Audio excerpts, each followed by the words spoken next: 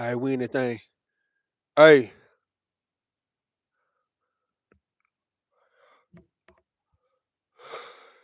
oh shit. Ugh.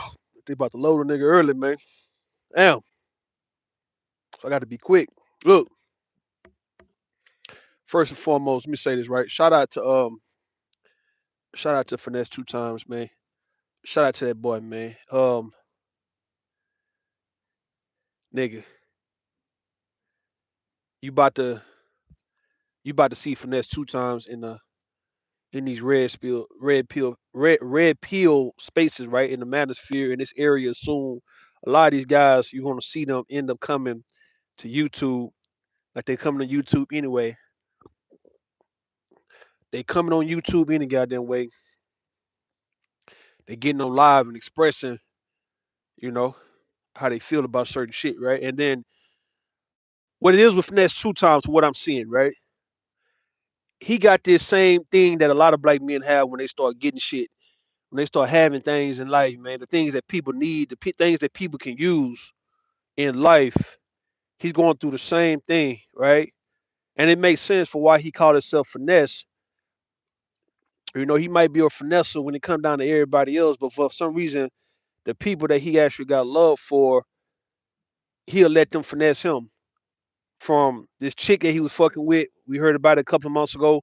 One of his baby mamas kind of like finessed him a little bit, and now you got this little young dude that he took upon his wing and made his godson or whatever the hell, man, adopted son, whatever the fuck you want to call it. Now he having issues with this little young nigga. What up, Daniel Berry? Merry Christmas to you too, man.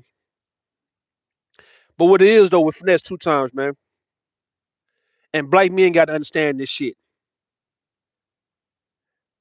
You can't save everybody, and the people you end up helping, they always gonna turn on you, dog, because now they are empowered now, bro. Sometimes it's best to leave people where they at, dog. It's a reason. It's a reason why people are where they at. Who in the fuck told you as a man that you had to come in and offer any little thing to somebody who's in a fucked up position? Like, why in the fuck they can't get themselves out this situation?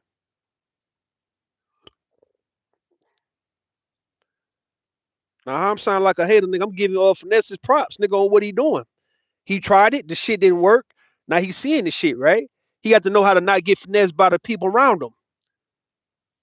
You know what I mean? But what I'm saying though, man, the people who's in a bad position right now in life, though, it ain't for you to say they motherfucking ass, dog, because you got to understand by you helping them, it's like you nursing them back to health. Once they get back on their feet, once they get strong, they gonna try to get you out the way, dog, because there's a resentment there. It's gonna be a resentment there regardless of the fact, man. The fact that it took for you to look out for them, it took for you to do things that they couldn't do for themselves. That right there is the reason why they can't fuck with you the way you think they should fuck with you. It took for your ass to help them out. And when they start realizing, like, well, goddamn, why I couldn't figure this shit out, man? Why I couldn't figure this shit out? How in the hell some other this nigga here saved the day for me, man? Like, what's that about? Like, am I that damn stupid? Am I that retarded that I couldn't figure out what the fuck this nigga figured out? I had to come to him and be at his mercy. That's how people treat you, my nigga. You have to know that's what goes with it. It's like it's a natural way of life for what I see, man. I don't see that shit being unnatural. I think people don't like to get burned, but I think folks need to understand that when you feed somebody who is hungry, bro, once they get fed, bro, they going right back to what they was doing, right? And they if they didn't fuck with you in the beginning or didn't fuck with you, period, you feeling sorry for them because they hungry or they down and out, bro. That's just a moment. That's just what they're in, bro. It's like that current situation is just what they got themselves into. This don't mean a goddamn thing once they get back on their fucking feet on how they gonna come at you, dog. How they gonna treat you. You think a nigga, it's like people doing shit and you expecting loyalty. I think that's disingenuous though, man. If you actually look out for somebody who come to you and you expect for them to you expect for them to actually stay true to you forever and not be their natural self and not get tired of you or pretty much want to move on from you, dog. I think you being disingenuous and seem like you up to no good, right? So what I say to men and women, anybody who is in a position to put other folks on their goddamn feet, just don't do it. All right, if you tried it before and the shit didn't work, don't try it no more. You don't have to run with that everybody different type situation. No, you do not, man. If you tried helping somebody out and they bit you, they kicked you in your ass afterwards, right? All right, take that L and just know, okay, this is something I don't need to be doing. This kind of shit. This right here is not something I need to be doing. You're not at fault, but you are at fault if you think they owe you any goddamn thing after that. They're not going to give you a bitch ass thing, bro. Finesse2tymes helping some little young dude out. The young dude is now he got to the point where he feel he's bigger than goddamn finesse. That's natural. It's like you want to take out the master. You take out the master and you become the master, right?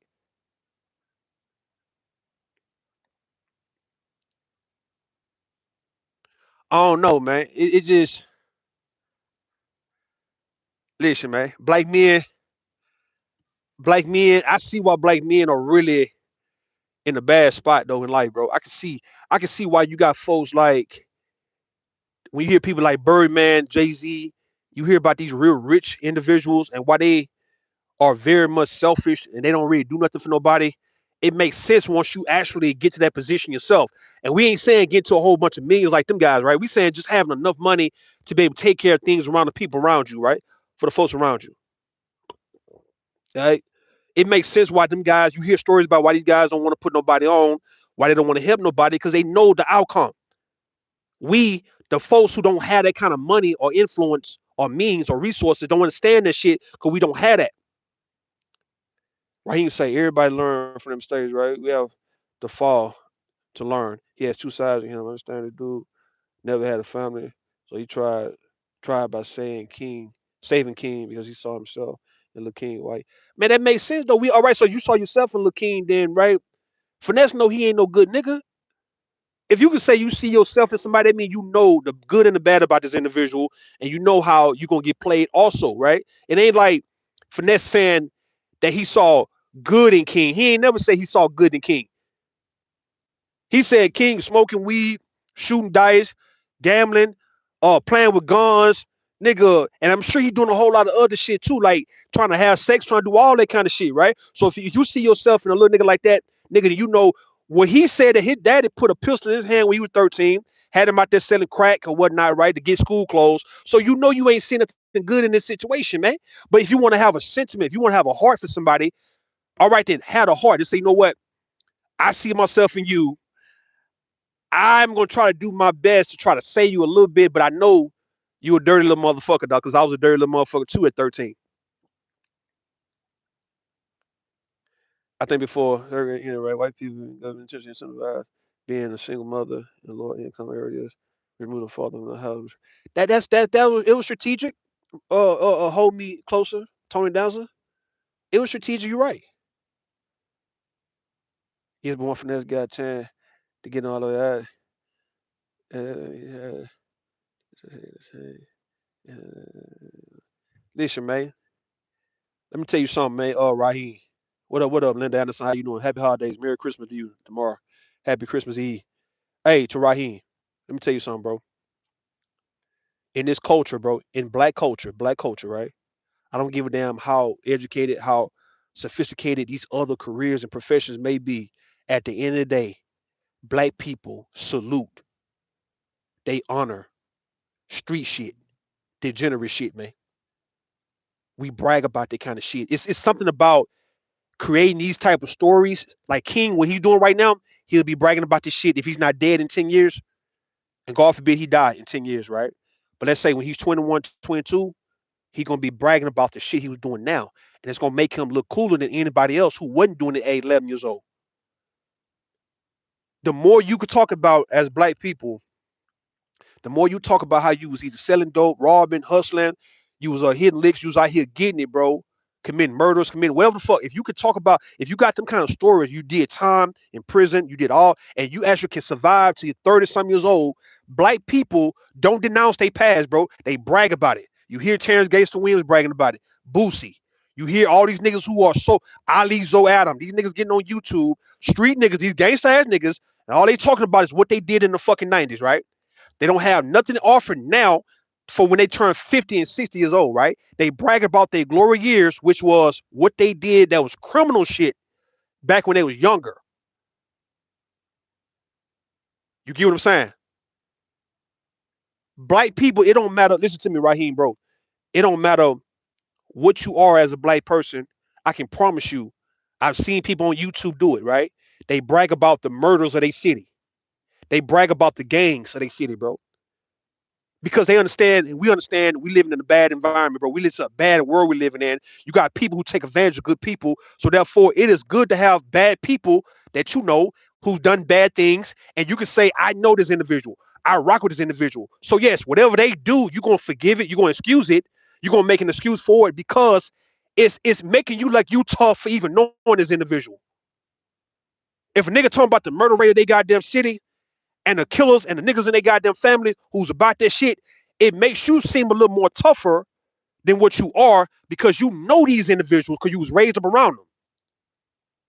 You ain't denouncing no motherfucking a killer, a real jacker, a nigga who would take your shit, would violate the fuck out you if you decided you want to violate somebody. This person say that they know somebody to violate your ass too.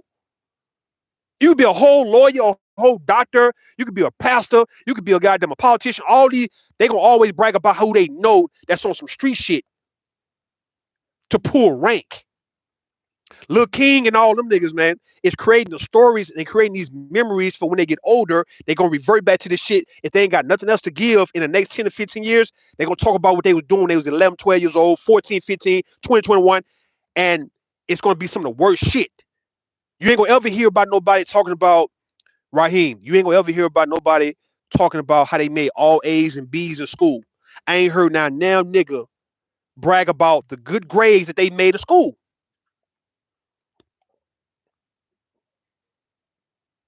I ain't never heard a black man, period.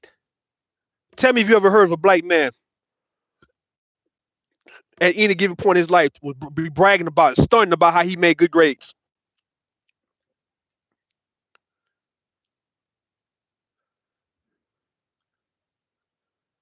Make this shit make sense to me, man. You gotta understand, right? That's a strategy to grab your kids with, hey, bro, it ain't like it used to be. They have a lot of type of respect. Have that type of respect, right? No respect until you. Man, listen, that respect shit. These niggas don't give a fuck about being positive, man. The more negative your ass is, bro, you get the rank in society, and people don't want to admit that 'cause they want to say, being good and doing good deeds give you the rank. And I want to know when. When have they ever gave you some goddamn rank? When have anybody ever acknowledged the hardworking man, the hardworking woman? Who give a fuck about them? You can't get through to no youngster by telling them about going to school and making good grade. You heard Finesse saying that Lil King not even in school. Because what's more important though, man? Honestly, what's more important than school is money. And tell you the truth though, if a lot of us was able to make a whole lot of money in middle school and high school, would we have finished high school? The only reason we really finished high school because it probably was a cool thing to do. Why? Because you don't want to be known as a goddamn dropout. So then, and then again, you don't know what you might want to do when you're older. But really, you did all that because you was hoping to try to, be in a position to make some type of money, make a living for yourself, at least by having a high school diploma. What up, Sugar Bone? What up? What up? Black Father's down bad, man. Finesse 2 times like he down bad right now, man, because he keep getting finessed by his family.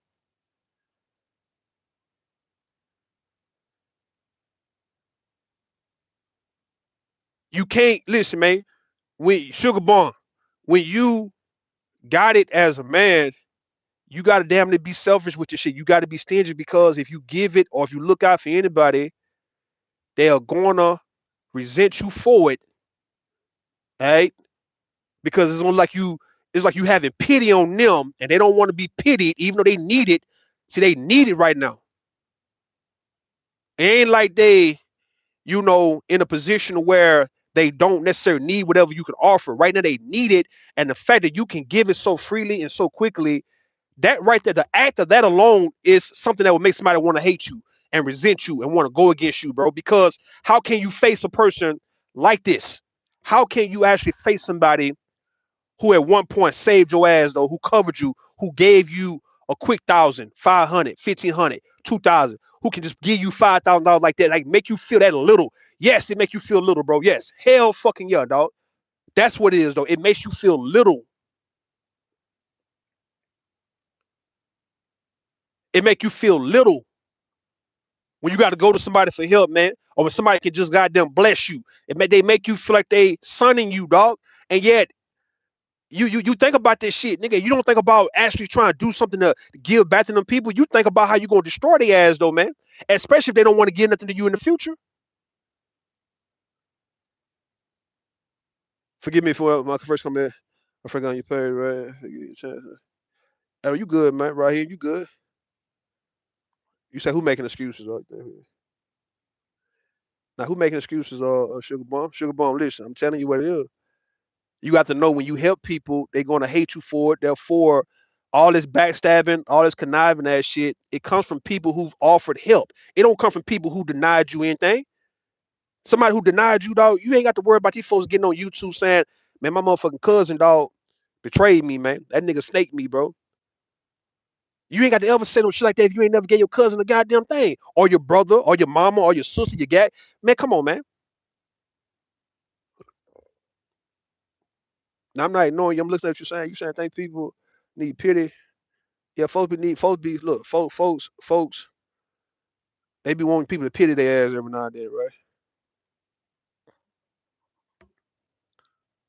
Hey, my nigga, look, my nigga. Finesse gonna learn. He gonna learn what I know. He got more than me, but he learning what the fuck I'm learning. Ain't nobody playing no games with these goddamn people, man, around. Of course, it's gonna be the people around you, nigga, that's gonna get you. Why not? Like, why not though, right? Why not? Why not your family be the one to get your ass, nigga? Not you. You too aware. You too aware of your ops and your enemies, dog, to where you're not even looking at your family and your friends, dog. So yes, they supposed to get your ass because you was never aware, or you didn't want to be aware, or you gave them the benefit of the doubt, or you just felt like they would never do you like that. And hey, these are the people who got you. Your enemies ain't gonna ever get close to you, bro, because you gonna make sure of that, nigga. But the motherfucker right here, why you think this nigga ain't gonna get you eventually? Why you think you could be in a finesse 2 times position and niggas around him don't feel no way about that? They all the same age. If you got a little young nigga like a king feel some type of way about this shit, imagine finesse who's about 32 years old. He feel the same goddamn way. I look at one of the videos when finesse was talking, and you got to understand, right? It hurt him to his soul. Yeah, man, it hurt him to his soul. But listen though, it hurt him to his soul because now he's seeing that even these kids can come at you a certain way. It ain't just grown folks to look out for. Kids, man, who you look out for. Kids don't like, man, listen, kids don't respect niggas who look out for them, man. If you ain't really they daddy, I've learned that too. You learn this shit. These kids feel the same way, like, okay, where's my real daddy, man? Why my real daddy? They gonna feel like why my real daddy can't do what the fuck you doing. You don't think these children can look at their stepfather for reasons why stepfathers always get the shit in the stick when it come down to their stepkids, right? Not all of them, but the majority of them do, right? You don't think these goddamn kids are sitting back saying, well, my nigga, if you can do all this, right, with no excuses, according to Sugar Bum, right? No excuses. Why in the fuck my daddy can't do the shit? Y'all the same age, man. My daddy probably even older than your ass, nigga.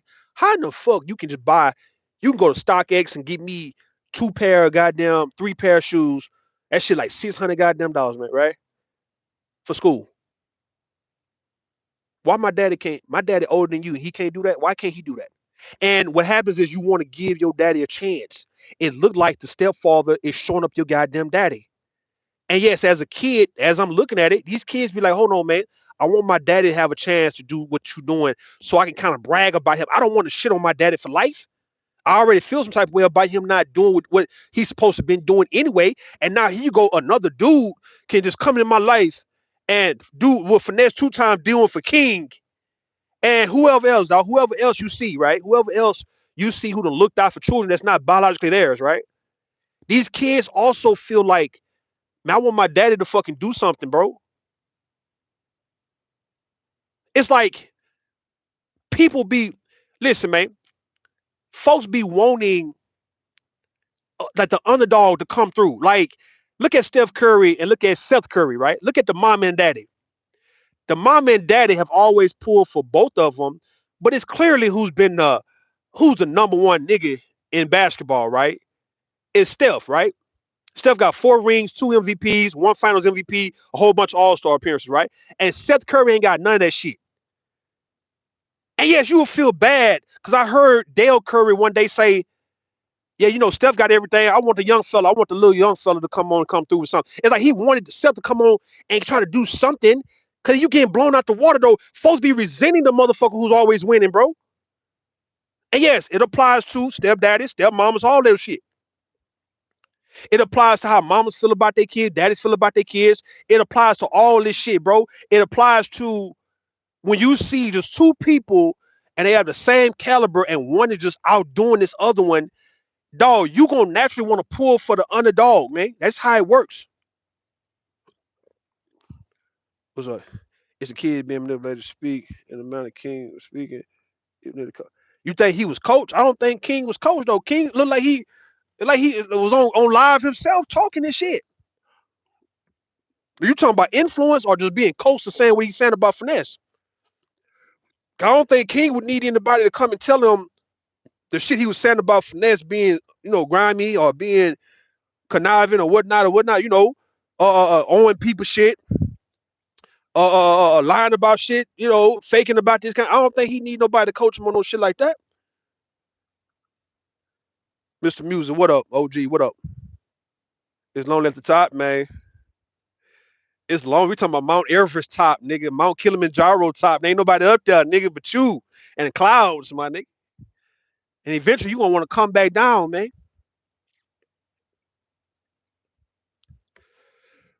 Hey, look. Say, look.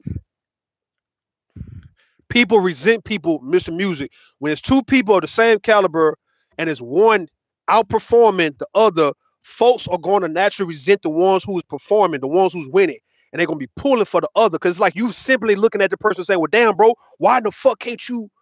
God damn, why in the fuck can't you? Hold up, why the fuck can't you? Goddamn, step up, man." Nah, I'm not at Chrysler, man. I'm out here. It's like it's like Virginia. I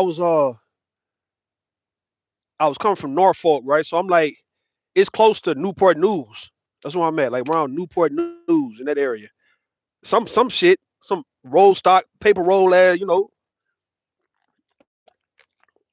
a paper roll, no paper roll type of factories and shit, man. It should be like 40,000 pounds. I got to carry that motherfucker. They want me to take this shit to Kentucky. It's around like Newport. I ain't never been to Newport News or Norfolk, right? So like, hey, or Hampton or none of that shit. So hey,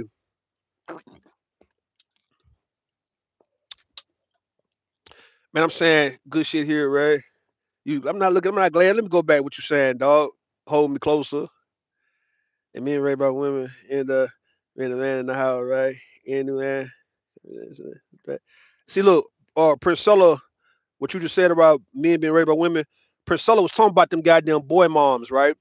What up, Devastating? What up? How you doing? Uneven weighted rolls and shit. Here you go, right? Hey, Priscilla was talking about how those boy moms, hold me closer.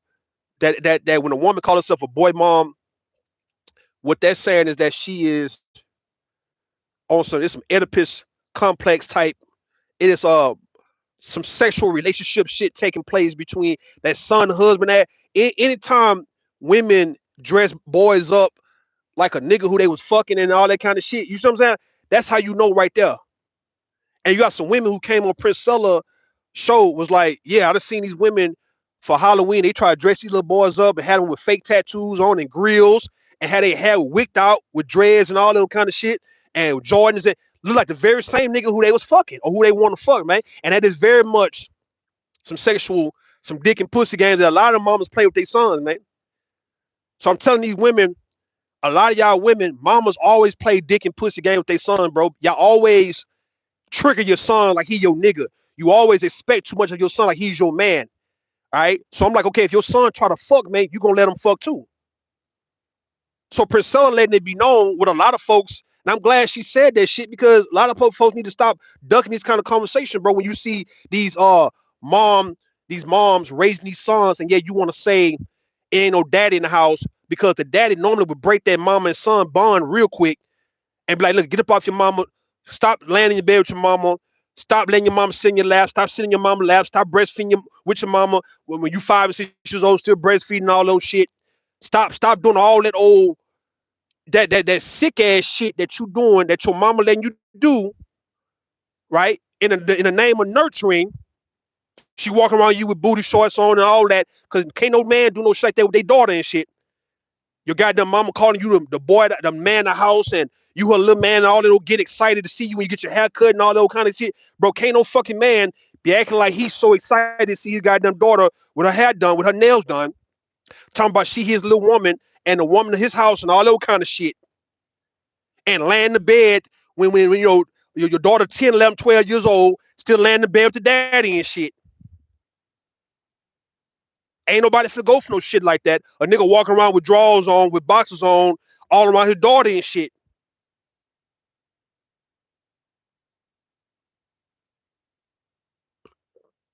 So there it go right there. That's the influence right there. When you think your son is supposed to take care of you like Polo G son, like no Polo G's mama and Blueface mama, you thinking that your son 20 something years young, 30 something years younger than you supposed to be taking care of your motherfucking ass, my nigga. Like he your nigga.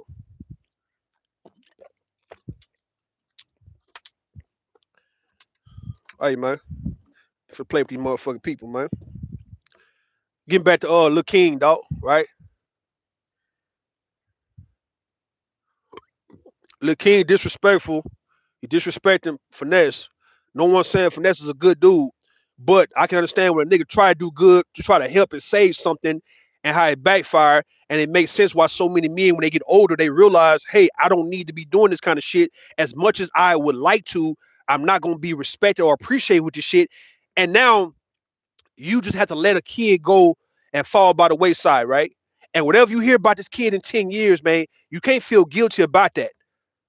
If Lil King were to get killed playing games, Finesse shouldn't feel bad about it. He will, but he shouldn't have to feel bad about it. And Sugar Bomb them shouldn't make nobody feel bad about no shit like that. When you help any goddamn body as a man, especially as a black man, bro, you're not gonna be appreciated for the shit. You're not gonna be appreciated for it.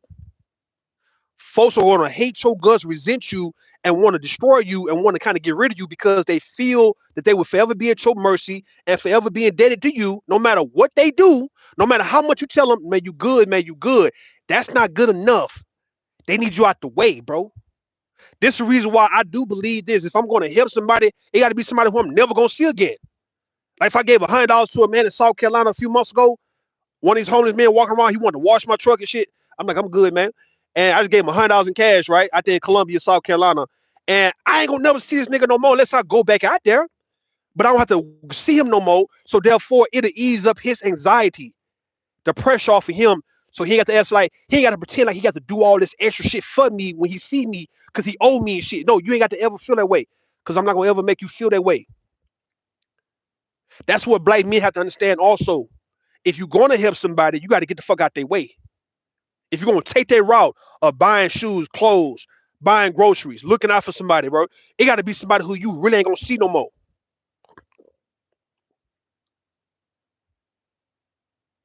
It got to be somebody who you ain't gonna be seeing no more like that because I'm telling you, they gonna forever feel inferior to you and feel like they up under you no matter what you say or what you do.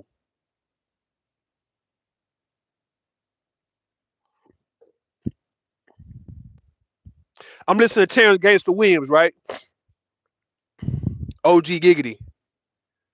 And Terrence Gangster Williams, he always talking about Birdman and Slim, right? And what they did for him when he was in prison and all that. And it sounds like he's appreciative of it, but when you look at the shit he be doing and how he be just taking shots at Birdman and Slim, well, really Birdman, it don't look like he appreciated none of that shit that they did for him when he was locked up for 23 years, man. It don't. He still want his lick back, man. He wants something.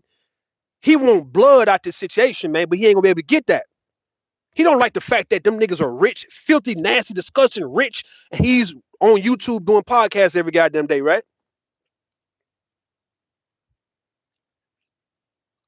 You can't play daddy with other people's kids, man. The real CEO, because they gonna want their motherfucking real daddy to step up and compete, dog. They want to give their daddy a chance to fucking do what you doing. And you not giving their daddy a chance, so therefore they gonna look at you and say, look, bitch ass nigga, you ain't gonna ever give my daddy the opportunity to do what you doing, hoe ass nigga. You gonna just come through at any time in the name of looking out and being there to save the situation. Like on Real Housewives, Love and Marriage Huntsville, right? You got this couple, Trisha, Marcus, Ken. This nigga Ken is the biggest lame I've seen on this hoe. Overcompensating because he can't have his own goddamn children. That's what I see. Cause he probably was on them. He was on them raw. That nigga a muscle head nigga, bro. And old girls a muscle head ass bitch too, right? Ken can't fuck around and have no babies because he was on them raw as my nigga. So what he do is try to show up that nigga Marquez by stunning on that nigga about what he can do for his ex-wife and for his children and shit, right? And he bragging on it when his homeboys laughing at him. He bragging like he doing something righteous, but don't understand that even the chick Trisha don't even respect that nigga for that because she don't like that Marquez cannot do a goddamn thing at this point. And here she is, got a new nigga who can goddamn do it. And even though she's benefiting from it, she can't really respect it. She can't really appreciate it because that's what she wanted that other nigga to do all this time.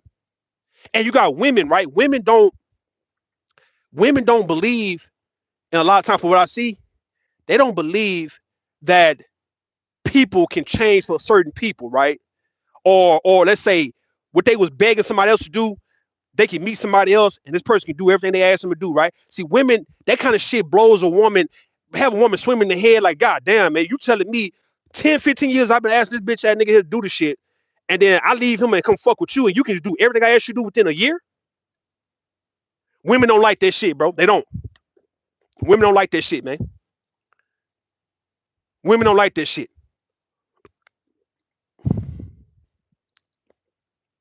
Don't nobody like that shit. Don't nobody like people who can come and get the job done right now, especially if they've been dealing with somebody who's been dragging their fucking feet for years and who they got feelings for. They don't like new people can come through and make the situation better, save the day, clear this shit out the right way. They don't like that shit. Dog, think about why a motherfucking woman or anybody will be putting up with somebody who they got to beg and plead and pull teeth to do the right thing. For what I see, for what I see, it looked like, for what I see, right? People like going back and forth and begging and pleading for somebody to do the right thing. It's like you don't really want nobody to do the right thing because you playing with this individual and not getting straight to business. And when somebody come through who can actually take care of business, you somewhere looking like, hold on, bro, you moving too fast. Hold on, bro, you know what you want. Hold on, bro, you know how to handle your business. What the hell? How is it you can do this and he can't do that?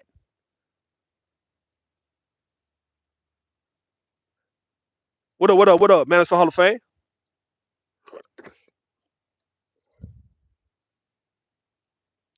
Yo, there you go. RIP to your daddy, man. Finesse2tymes got finessed by Lil King, man. Say Lil King ran off on the plug, man. Ran off on the nigga and shit. And when it was time to instill discipline and structure to Lil King didn't want trying to hear that though. So he went off with somebody who was letting him continue to do what the fuck Finesse let him do it first, right? So Finesse, he feeling that shit now. He tried to Farrakhan the little nigga, bro. He tried to Farrakhan that little nigga, man.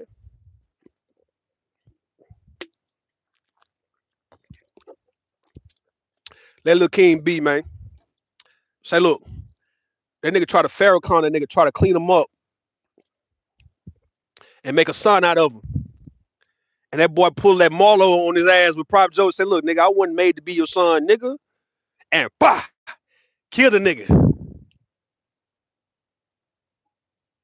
Say, look, I want y'all men to understand. I want the black men to understand this shit, dog. When you start getting it in life, right? The fact that if you took so long to get to a certain point in life, right? The moment you start getting it, remember, everybody gonna start treating you different because they don't know you to be this new person who know how to get it now, right? They know you for being somebody who don't have it, who never had it, right? So yes, they've talked about your ass for so long. They roasted fuck out you, bro. They clowned you for so long for not having it, and you got to be 30 years old, 40 years old, not having it. Now you starting to get it. Now people gonna start acting real weird towards you because they now know it took you this long. That means you gonna keep this shit. You not fit to be a 40-year-old clown though, getting something out the mud. I haven't met a black man who waited till he damn near 35, 40, almost 50 years old, right? Who now starting to build momentum and starting to see results in his life. Even though it took this long, but it ain't too late, right? And yet he gonna waste the shit when he like 45. See, everybody know when that black man make his mind up and get serious about something, bro. Everybody know that's a dangerous nigga, bro. And nobody gonna be able to really fuck with him like that. No one's gonna be able to really get him off his square once he done got past the phase of trying to fuck a whole bunch of hoes or going out of the club and trying to buy jewelry and claws and clothes and all this old goof ass shit.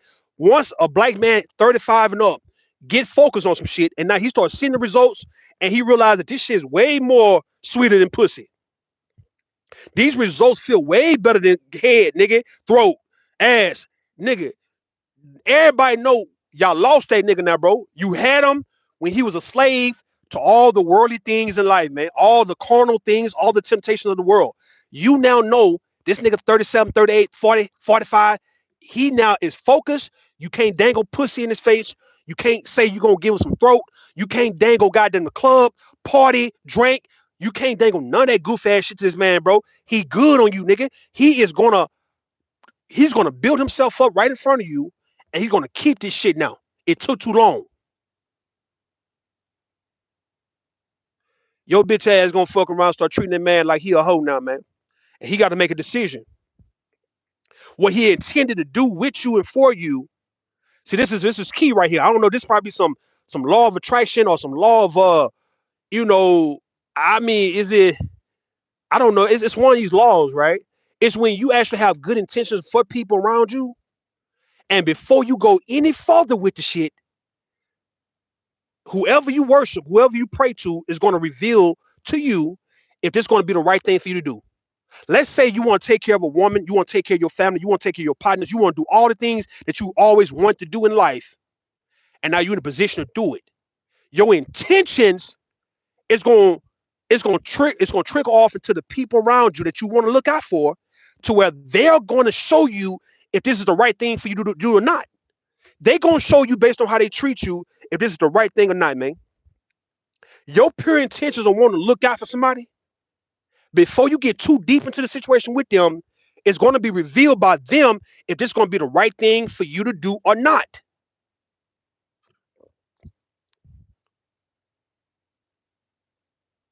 It always worked that way for all you guys who don't understand how to make this shit work for you. You actually have good intention for somebody or people around you, bro. They're going to show you their real true colors to where it's going to show you at that moment, okay, I'm glad you showed me because I was about to really risk it all for you. I was about to actually do a lot of things, man, outside of myself for you. But right in the nick of time, man, you showed me that wasn't gonna be the wise thing to do. Your behavior, the way you start acting, the way you start coming to me, it was a revelation in real time. That hold on, my nigga, slow your roll. Hold on, bro. Hold up. Not yet, not this one. It only works when you have pure intention to want to do something for people. That's it. They go for your mama, they go for your brother, they go for your sister, they go for all them people, man. Your kids, all that shit.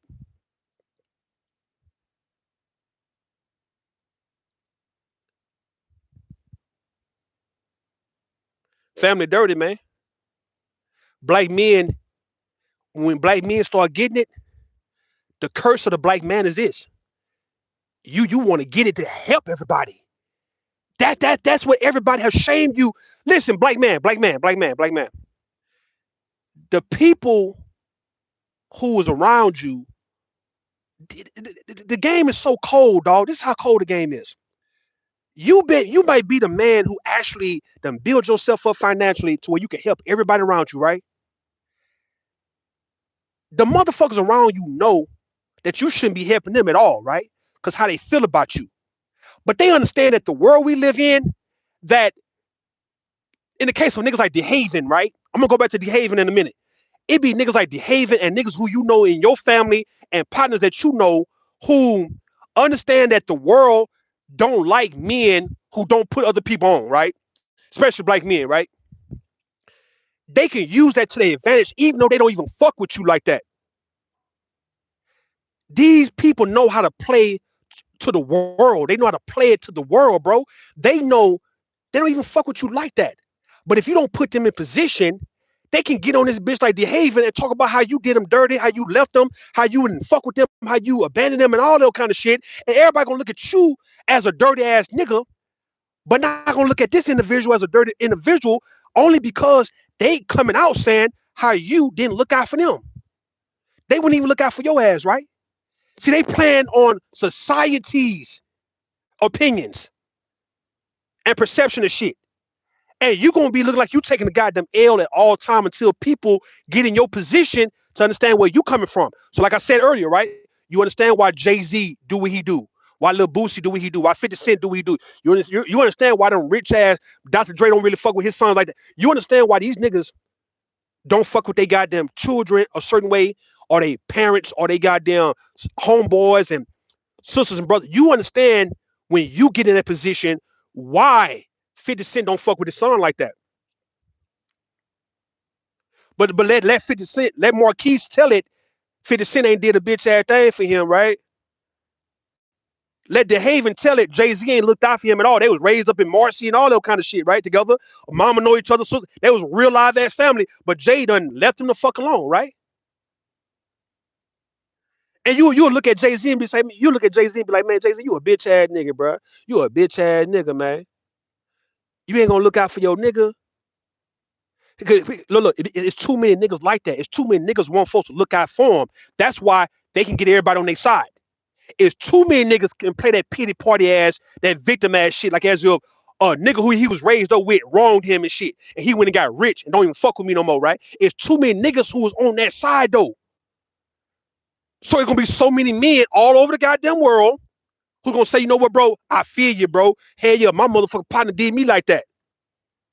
That shit makes more noise than the fact that them niggas don't even fuck with them niggas in the first place. It's just people believe that when you get to a certain point in life, you supposed to kind of like forgive certain things. Like even with Toya, right? Toya Wright, brother Walter, Ray Janae uncle and shit, right? Who was married to Lil Wayne. So you got this nigga Walter getting on the motherfucking goddamn live stream talking shit, talking about him and Wayne had an issue back when they were 15, 16. And now he tripping on Lil Wayne now talking about, yeah, nigga, y'all motherfucker think somebody's begging Wayne. Ain't nobody begging no motherfucking Wayne. I'm just saying, nigga, since God bless you, how about you be a blessing to somebody else? I ain't looking for no goddamn handout, nigga. I want to, nigga, look out, be a blessing to other people and shit, right?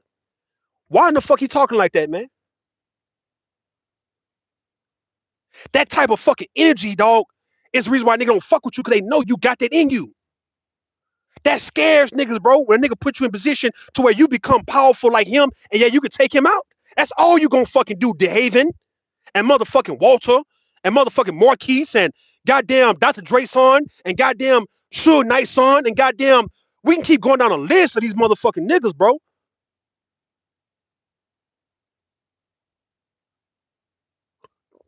Hey, bro, look. The world identify with niggas who get wronged, even though these some wrong ass niggas though, bro. They still gonna rock with you because everybody want to blame the black man who start getting money. A black man with money is not only a threat to white supremacy, dog. Nigga, it's a threat to just the black community. Period.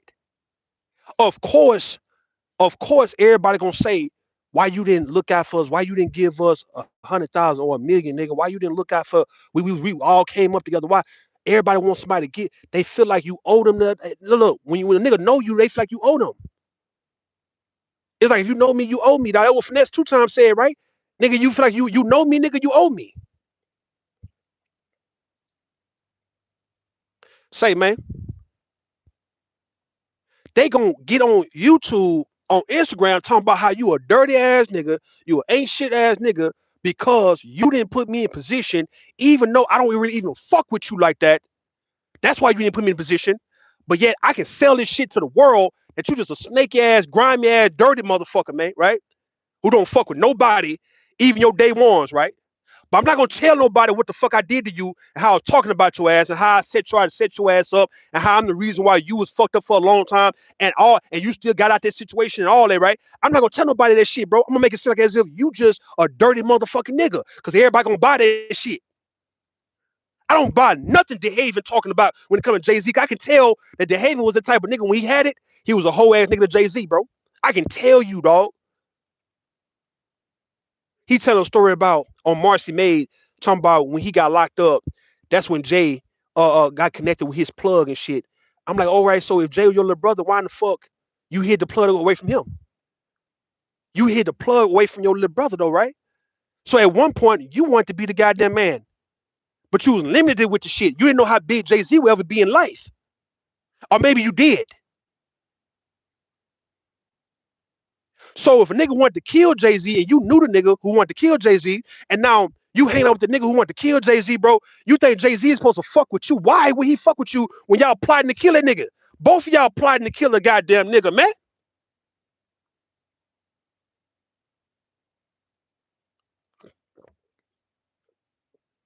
Niggas like Finesse2tymes don't understand. Bro, you the nigga with the bag. You the nigga who got the clout. Bro, everybody around you trying to kill you, dog. Like, what you saying? Don't nobody like seeing you being a nigga up, and these people are this close to you, man. You know what? I said this shit a while back for everybody listening, man. Everybody listening, hit me on this one, dog. You wonder why people want to know why outside people show more support. Why people who don't know you will support you more than the people who actually know you, right? All this shit's tied in together, man, and it make good sense. It's emotions, right? Tied to the shit for one. Outside people who don't know you either way, don't give a fuck about what happened to you either way, right? So they ain't got no reason to not support you. They don't know you, right? The same way how if you got your ass killed, they wouldn't feel no way about the shit. They don't know your ass, right? It goes both goddamn ways, man, huh? The people around you are feeling some type of way about you, either being successful or even if you died, nigga, they gonna feel some type of way about the shit. It's the same shit. These are the same people who will be crying and be mad as fuck if you died. It's the same people gonna be mad as fuck if you became successful, dog. It's the same shit. Outside people who don't know you wouldn't give a fuck about if you died or you were successful. They don't know shit about you, man. They wouldn't raise up around you. They can't say that they actually had an opportunity like you. They don't know nothing about you. But see, also when it comes to this family and friends and all these people being the haters of you, you have to appreciate them doing that first. For all you black men listening, right? If you got niggas around you who you've been raised up with since you was 5 or 6 years old, and now y'all 30 years old, and now this nigga hating the fact that your ass is successful, or you got money, or you doing things in life that he could never do. You need to appreciate him being that way. Why? Because he's pretty much the first line to you. And you want to know what outside people would feel about you, the ones who don't like you, not the ones who don't who support you. We're talking about the ones who want to plot a scheme on you and want to hurt you. You want to know what another nigga would do to me though, man, if they had a chance to rob me. Cause my motherfucking partner, my brother is showing me this shit. Cause he's right here up under me. I'm glad my brother is reacting the same way another nigga will react. Why? Because what I'm doing requires for you to act this way, bro. I'm not doing some shit that's gonna make everybody fucking smile, bro. You become a multi-millionaire, dog. Coming from the goddamn hood, coming from the projects, dog. That's not gonna make no nigga smile, though, bro. When they hear about you, that's gonna make everybody heart drop. I got a whole ass cousin, man. We went and hit a lick, dog, back 2012, 13, my nigga. Nigga, my cousin must have called me, man. They was mad because they didn't go on the lick, man. And we hit for about $4,000 or $5,000. That's all we hit for, right? And when that nigga heard that, bro, that nigga hung up the phone, man, and had to call me back. And he said that, man, he said that nigga hard drive when he heard it for $5,000, man. I'm gonna be real about you and me, dog. It's a nigga around Houston that I know. He's a rapper, right? Nigga named Boston George, right? What happened was one of my cousins, we was riding around on West Timer one day, and this was like 2010, this before I had my daughter. This nigga said, he say, you remember George no more? I said, yo. He say, man, you know, them niggas some millionaires now, huh? And I said, what? And my motherfucking heart dropped, dog. Cause I know the nigga, right? Like I know Cheddar to Connect. He know Cheddar to Connect, right? The nigga with the flick of the wrist. So him and Cheddar real cool. Like real tight, right? Cheddar, the Connect, and Boston George was getting some real goddamn money around 2008, 2009, 2010 to where them niggas became millionaires, man, like street millionaires on some street shit, right? And when I heard that shit, I was like, what? So I know how it feels though, bro. I'm not gonna act like I don't know how it feels to hear about some shit that's drastic, like a drastic change of somebody you've been knowing for a long time. And you like, what? Cause you feel like, when the fuck have I been this whole time? You niggas made a million that quick. What the fuck I been doing? So I'm going based on that. I know how I felt. I know how other niggas feel about when they hear about Finesse2tymes getting out of jail and he got a #1 hit on the radio in 2022, and now he's just getting all this goddamn money running with Jay Prince Jr. and all that kind of shit. You know how niggas in Memphis gonna feel about that shit, man.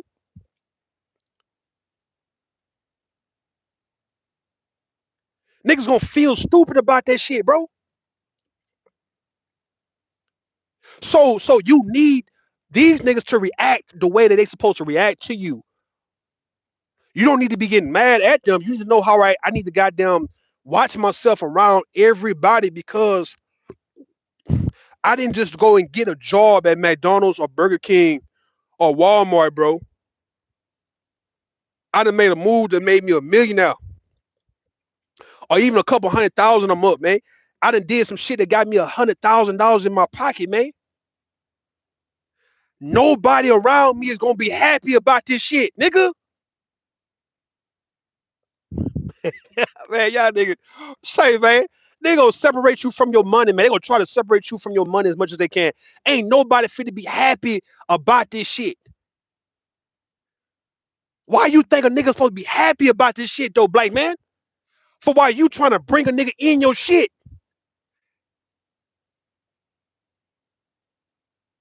Lil King was saying that Finesse only want yes men around him, bro. Yes, that's what you're supposed to have when you the nigga. You supposed to have yes men around you, dog.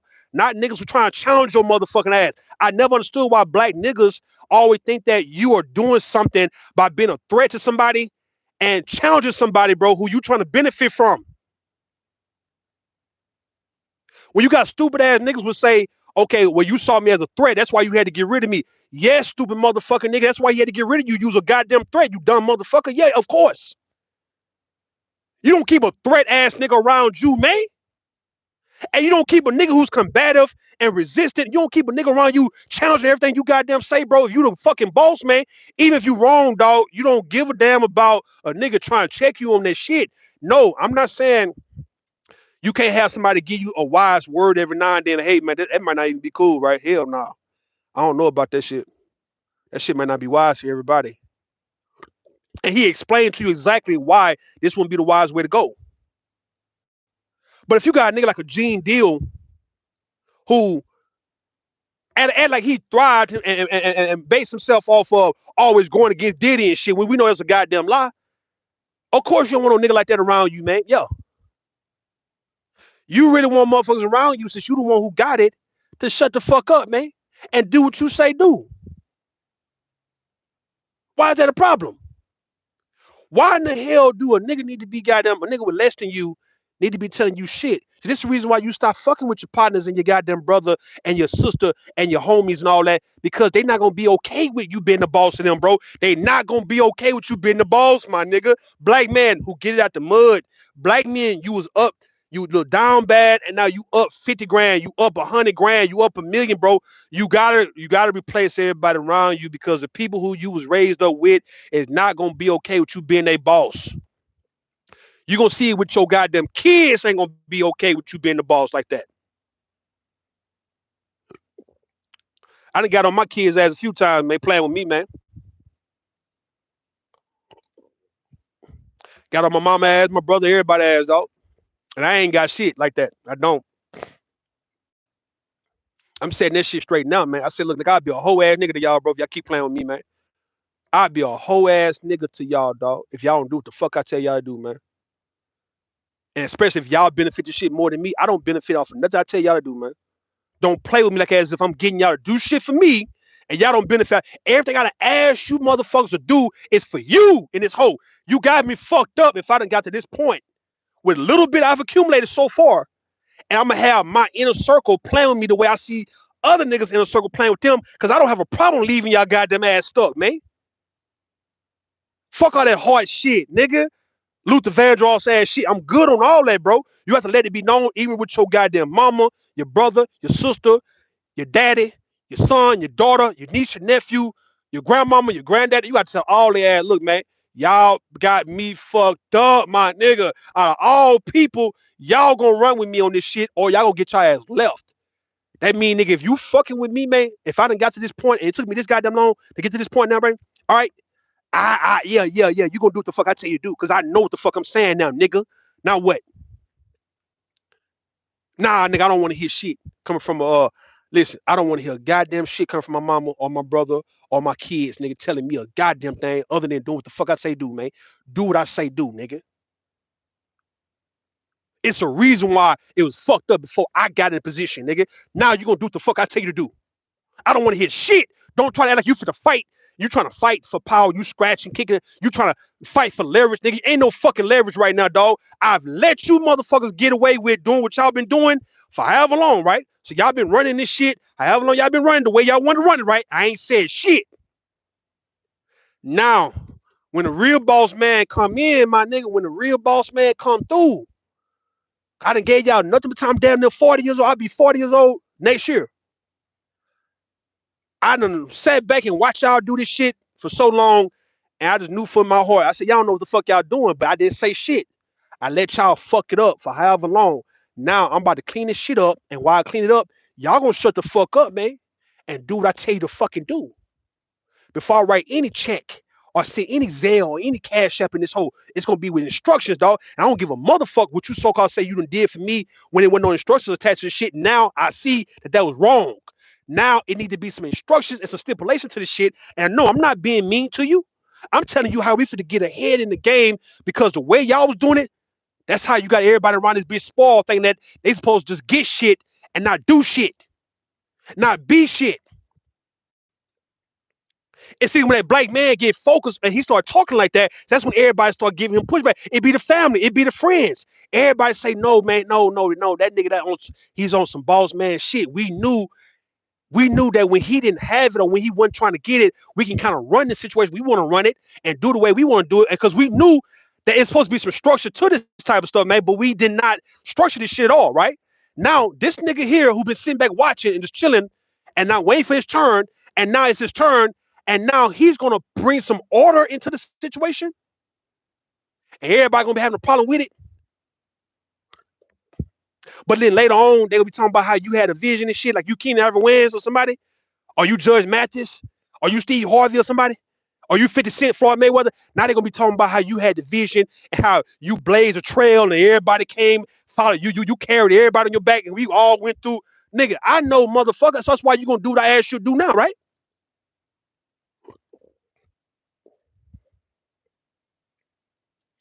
Instructions, my nigga. They don't like the black man because the black man, when he get on his feet, he's gonna give instructions, dog, and work assignments, my nigga. He not finna sit around here and be giving you like LL Cool J, right? LL Cool J say his kids know not to ask him for no goddamn money if it's not gonna fund a dream. It gotta fund a dream. It gotta make some sense. Finesse2tymes saying, nigga, you niggas talking about y'all rappers in my family. I'm supposed to just sign you to my label and put you in this and put you in that because you my cousin, because you my brother, right? But you ain't showed me this is what you really want to do. It's some shit you got to do to show somebody that, hey, man, I'm serious about this shit. So if I'm looking at this young lady on a pop the balloon, right, and how she take this shit very serious, man, and she got a good thing going, the pop the balloon lady, right, and that could be an actual TV show. See now, if she got an uncle who's rich, The uncle should have no issue putting $100,000 behind that goddamn girl, man. That's a good thing she got going on, man. A girl got a salon going on. A dude got a food truck going on. A man got a barbershop going on. He got some shit going on to where we can clearly see, man, you doing it, man. And now you the uncle who got the bread, you the daddy who got the bread, and you gonna sign a real live ass check for your people because they doing it. That's when you give the goddamn money because the instructions was already given. They stood up to the goddamn challenge and say, hey, Ray, I got it. Cool. They didn't make no excuse for the shit. And that's who you lean towards, right? And folks want to say it's favoritism, huh? I had to tell my son this shit. I said, look, favoritism, it goes to the person based on how they treat somebody and what they do for people. The favoritism is not for anybody who just treating you like you ain't shit or having their way or having an attitude, doing all what they want to do with you and expecting for you to show favoritism towards them, right? No, the favoritism go to the person who is the favorite. And the favorite based on somebody who is respectful, nice, they get along with you. They do what you ask them to do. It's like they not coming back, talking back, disrespecting you, none of that. So you tend to show favoritism to that child or to this person. All right, I buy you some clothes. I buy you a whole bunch of pair of tennis shoes because you've always treated me with love and respect, and you've always done what I asked you to do. Right. So if you are trying to get something started, come holler at me because the way you done treated me, now I'm gonna give you something in return to show you that I appreciate the way you treated me. Even if it ain't even on that level, it's the fact that now you doing some shit that's tangible enough to where I can sit back and say, you know what, you're gonna be good for the rest of your life if I put this amount into what you're doing. What you showed me is solid. This is some shit I can actually invest in. Like I'm a Damon John, like I'm on a Shark Tank for real.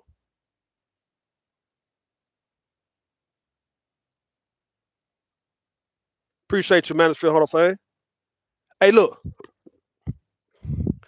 everybody know when the black man get on his feet and when he start trying to help, when he really start trying to help, it's gonna be some stipulations on that motherfucker. It's gonna be some instructions, dog. And everybody who want to try to use the fact that they did something for his ass and he didn't have to do this and didn't do that. See that's right there. That's what crippled his ass, all right. And that's what he mad about. He like, all right, so people gave me shit,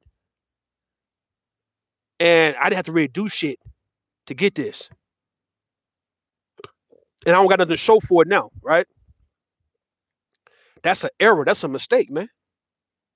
So therefore, I see the potential in my nieces and nephews and my son and daughter. I see the potentials in the people around me, man. Right? I would be remiss, dog. I would be fucking irresponsible if I just started giving y'all shit that y'all really don't deserve. And y'all didn't work for it, or y'all not trying to work for it, right? And if I could sit back and watch people like Joe Jackson and LeVar Ball, right? And Keenan Ivan Wayans, and we can name all these black men who to put their family in position, right? Will Smith, LeBron James. If I could sit back and look at them guys and say, you know what, man, them niggas that did that shit, man. It can be done. Look at these dudes here. What am I lacking? How is it Keenan Ivan Wayans got his whole family into Hollywood, man? How is that possible? How is it Joe Jackson got his whole family into this music game? What the hell did he do? What vision did LeVar Ball have to have all three of his sons go to the NBA? And even John Brown, right, the bodybuilder, right, who got all three of his sons in the NFL, right? Amon-Ra St. Brown and all them for the Lions, and his other brother, all of them got them Egyptian names and shit like that, right? So I'm like, all right, so you ain't gonna tell me white people get in the way of black men. Black men don't have a goddamn vision for their family, man. When you see these type of men who sacrificed about a good 20 good years, dog, invested 20 years into their family and gave instructions, though, right? To where these goddamn children grew up.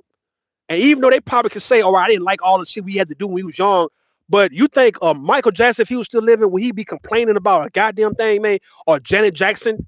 The Jacksons ain't complaining about shit about Joe. You think anybody complaining about Keenan Ivan Wayans and LeVar Ball? Who in the fucking be in the NBA complaining about what their daddy did when they was goddamn 14 years old? How my daddy had me running laps and shit, doing 100 push-ups a day. At Amon-Ra St. Brown and his daddy, you think he was saying that they said that they daddy had them working out just the same way he was working out, lifting weights.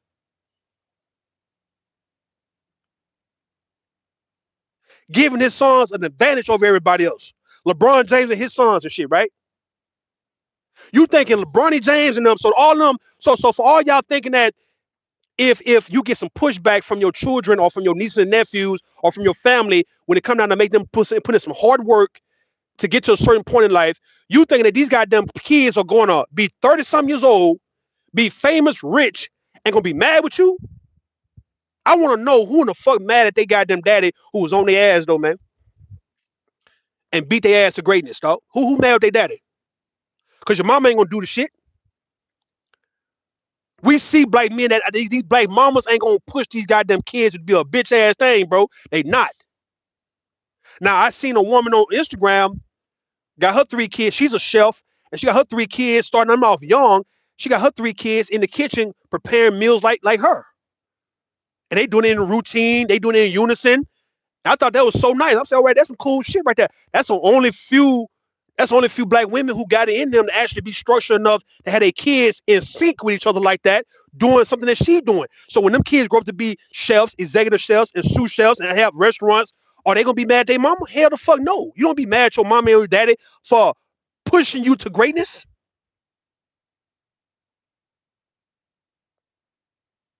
All these men who I see got their sons boxing and shit, and these boys grow up to be boxing, man. Who the fuck mad at their daddy though about that kind of shit? So why are we so concerned about folks being mad with us or giving us pushback on some shit that we know is going to be good for them in 30 years? Whether it's military shit, whether it's education, whether it's sports, whatever the fuck it may be, you are so concerned about your kid not liking you because you had your kids disciplined and structured, right? And yet your kid now 30-some years old talking about the things you made them go through in a good way and happy because they don't know shit when they look king age.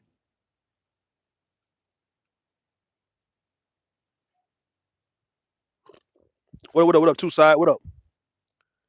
They don't know shit when they small, bro. Black men gotta stop trying to put niggas in position and start giving instructions, dog. That's all. That's it, bro. Stop trying to put niggas in the position that you in and be the boss of the shit. Stop being ashamed and afraid of being a goddamn boss of the niggas around you when you the one who got it, and start giving out work assignments and instructions to everybody around you, dog. And if nobody trying to take heed to what you're saying, only entertain the people who are trying to take heed to what you're saying. I don't give a fuck if a motherfucker is your family member or not.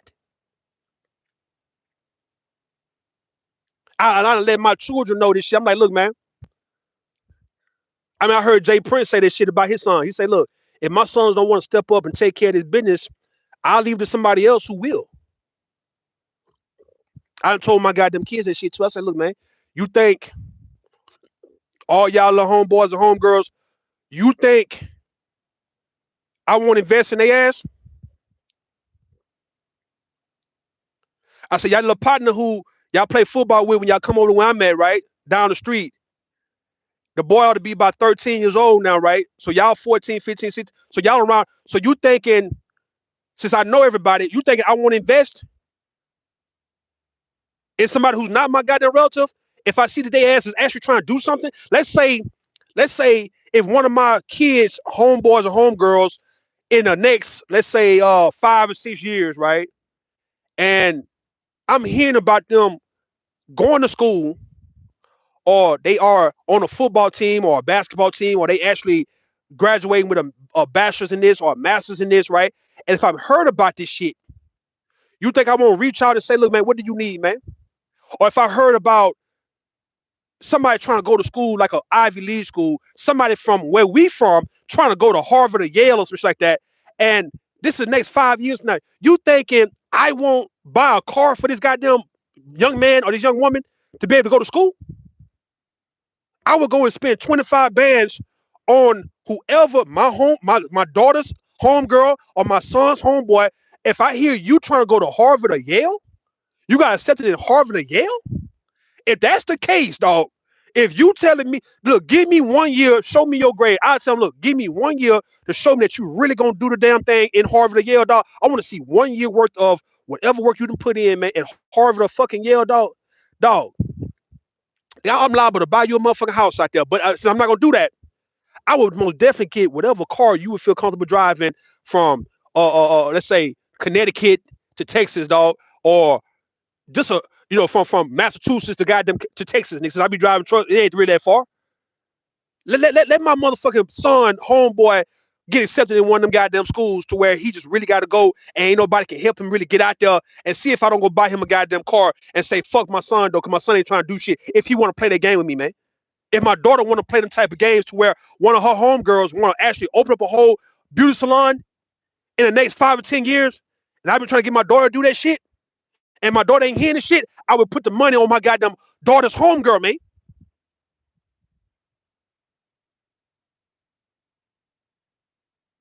I would go open a salon up for my daughter's homegirl.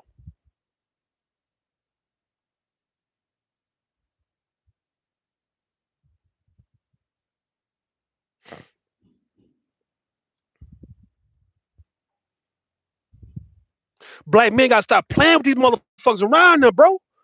Black men gotta stop playing with these motherfuckers. Stop playing with the niggas and the people around you, dog. With that, everybody owe. You feel like everybody's entitled. Everybody owe you. Everybody's entitled, right? Everybody's entitled to your shit. Everybody entitled. You want to just give because you feel like, it took you this long to get to this point. So therefore, you just want to give to everybody who done looked out for you. You can, but it got to be a different trajectory, bro. You have to have a different mindset with this shit. Now, since you're going to give, it got to be towards greatness, bro. It cannot be towards poverty. You're going to be giving. You're going to give your mama 10 bands, right? Your sister 10 bands. You're going to be giving that kind of money to these people, and they're going to spend the shit, dog. And that's gonna hurt you like a motherfucker. You know you're gonna be mad at this shit. All you men in my chat know good and well you become wealthy, you become rich, and you want to just break bread with the women in your family, and you want to give all the women in your family 10 bands apiece, right? Your grandmama, your mama, your sister, your aunt, everybody who done looked out for you for real, right? You gonna get them 10 bands apiece, dog. You know them goddamn women in your family gonna just spend, gonna waste the shit. They gonna give it to a nigga.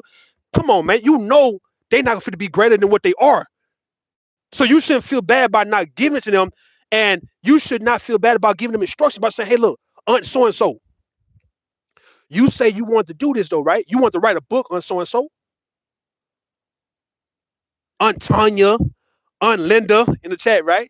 Aunt, whatever you want to write a book though 10 years ago, 5 years ago. You've been saying you want to write a book, man. Man, look, if you want to write the book, dog, we'll get this fucking shit going, man. I would put 10 bands on that shit. No, I don't want to buy you no motherfucking Birkin bag. I don't want to buy you all you hoes, man, in my family, all that designer ass shit so you can look the part. I want you to be the part, bro. I don't want your ass feeling like you can get diamond necklaces and diamond earrings and pearl necklaces and all that kind of shit, red bottom shoe. Yes, we can get you all that shit. But if you ain't had nothing else prestigious going on for you for why you putting on a ball main dress, dog, why in the fuck am I buying you ball main dresses for $2,500 though, man? And you letting a bomb ass nigga fuck you with this goddamn dress on though, bro. You gonna give a bomb ass nigga? I give you some money, you gonna buy another nigga some shit, bro. Yes, you my aunt, yes, you my sister, but goddamn, I'd be mad if a bitch I was fucking with was doing some shit like that, bro. So why can't I be mad at my mama if I gave her 20 bands and she go buy Mr. Leroy, Mr. Willie, or somebody like that, nigga, some shoes, clothes, and give him put some money in his pocket? Why would I not be mad at some shit like that, man?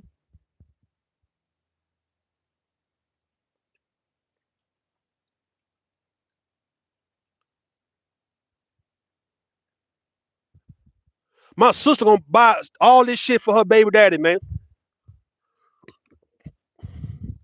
Nigga tell you can't control what people gonna do with your money. You got me fucked up. You a lying motherfucking bitch, man. That's what you got it all fucked up. Yes, nigga. Listen, man. Listen. Nigga pay you, nigga control what the fuck you do with the money, man.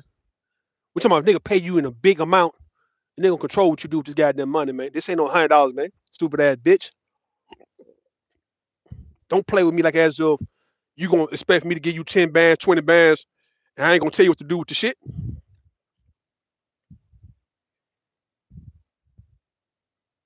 When it comes to a certain price, all you men in this chat, right? If you're gonna start giving out thousands of dollars to people, man, You gotta put instructions on that. If you don't give us $100, man, fuck $100, nigga. Fuck $200, nigga. All right. When the shit start getting to be like 500, 1,000, 2,000, I gave my mama like $2,300 a couple months ago for her to go pay her car off, and she went and paid it all, right? And then when I got to Houston, I went and got her like some $1,100, some new tires on her car and shit like that. We went and got it wasn't for you to be going to go and buy nothing else but what the fuck I told you to go get, right? That's it. You want $100, I give you $100, man. There you go. They give my daughter $100 all the time, man. Here you go, man.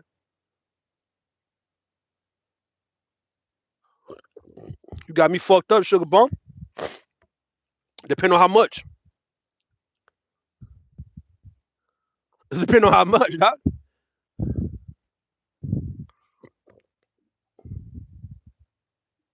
Hey, 10 bands. Yeah, you nigga gonna tell you what to do with that.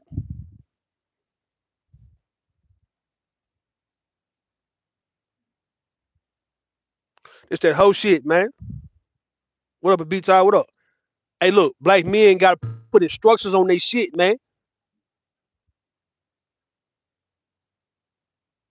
That's why black women and black children and everybody don't want black men to come up. Deep down, these people don't really want to see the black man come up because they know they gonna have to goddamn change the way ways, nigga. If a black man start really coming up in the game, everybody around gonna have to change their ways though, bro.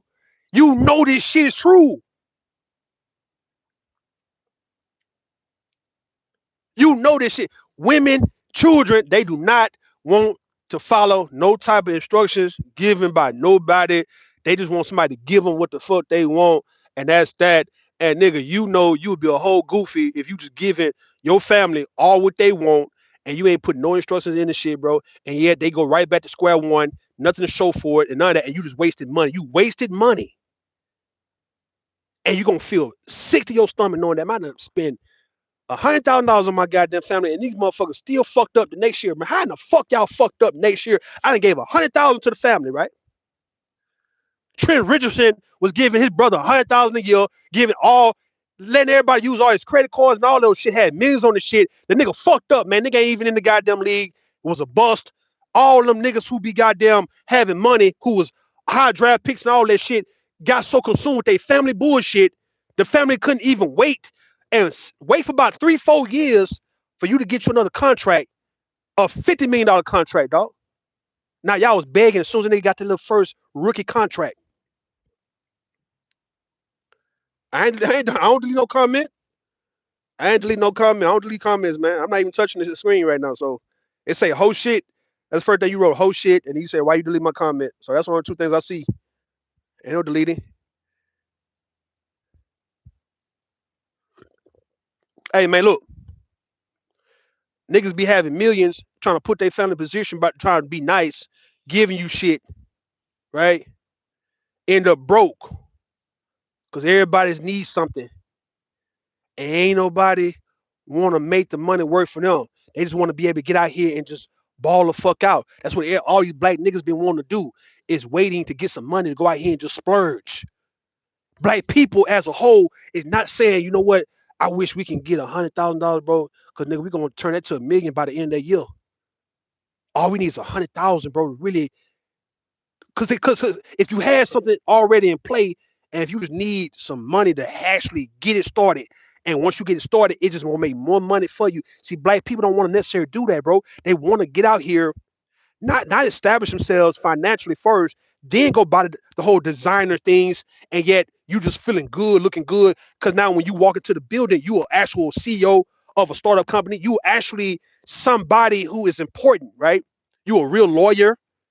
You really got a real business going on. You really got something going on. So now it makes sense why Sugar Bomb got on a goddamn a ball main dress with some red bottom shoes. Cause she's a real bad bitch though. Not a sugar bum bitch, man. You see what I'm saying? Who thinking she deserved to have all these finer things in life, but don't have anything to back it up though. Not trying to be nothing else. I'm not saying sugar bomb per se. I'm just saying how people be thinking about this kind of shit.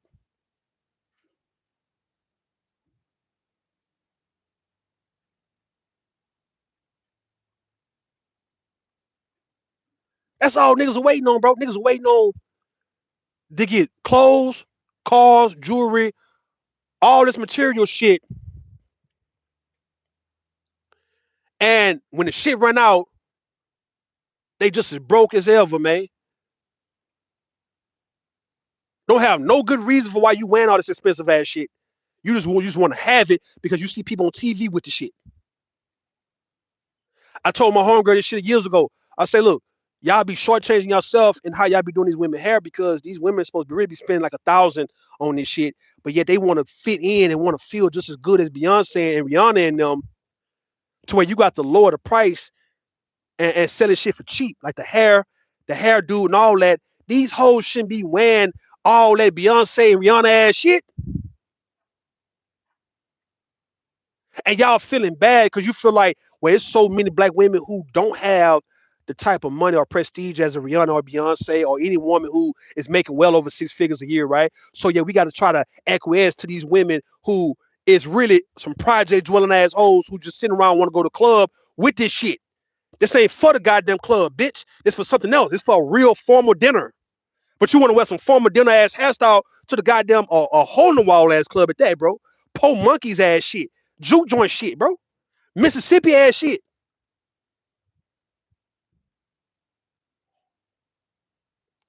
And you see your people, and you go, be tight, you see your people on TV with it who's in another position. Who in the fuck we see on TV with all that expensive ass stuff, man? And yet they really living in the projects for real though, and really fuck. I mean, even those people on reality TV shows are doing a little better than the average black person.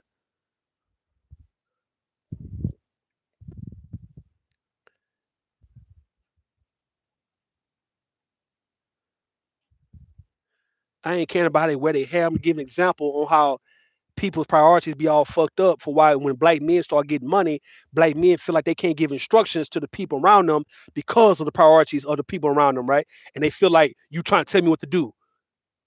If you give me something, I'm gonna do what I want to do. How in the fuck you say you gonna do what the fuck you want to do with something I give you, man? Huh? If I'm telling you I want you to do something better with this shit, I don't want to just give you this shit for you to waste it. I'm gonna feel real stupid, sugar bomb, if I gave you 6 bands right now, 10 bands right now, and you just waste the shit by next month, bro. I'm gonna feel real dumb. And you don't care about me feeling stupid about me giving you what the fuck I don't work my ass off for, right? So I'm your brother, I'm your uncle, I'm your daddy. I'm gonna give you 10 bands though, right? And you don't have no respect for me to say, you know what, my Uncle Roo, man, Uncle Roo done gave me this 10 bands. It's for me to actually do something with this shit. I can't just go to the mall on this shit because I just want to keep up with everybody on TV. Nah, my Uncle Roo gave me this shit, bro. I'm not gonna disrespect the fact that he gave me 10 bands. I ain't never had 10 bands in my life, and yet he gave me the 10 bands and shit. And here I am wasting the 10 band within a week. It wasn't for me to waste this shit, man. If my Uncle Roo is a goddamn he up a couple 100,000, so he gave me this on the strength of me being his niece. And I'm gonna fuck around just gonna make that man. I'm gonna shit on this man goddamn 10 bands like this. Talking about I can do what the fuck I want to do with the shit.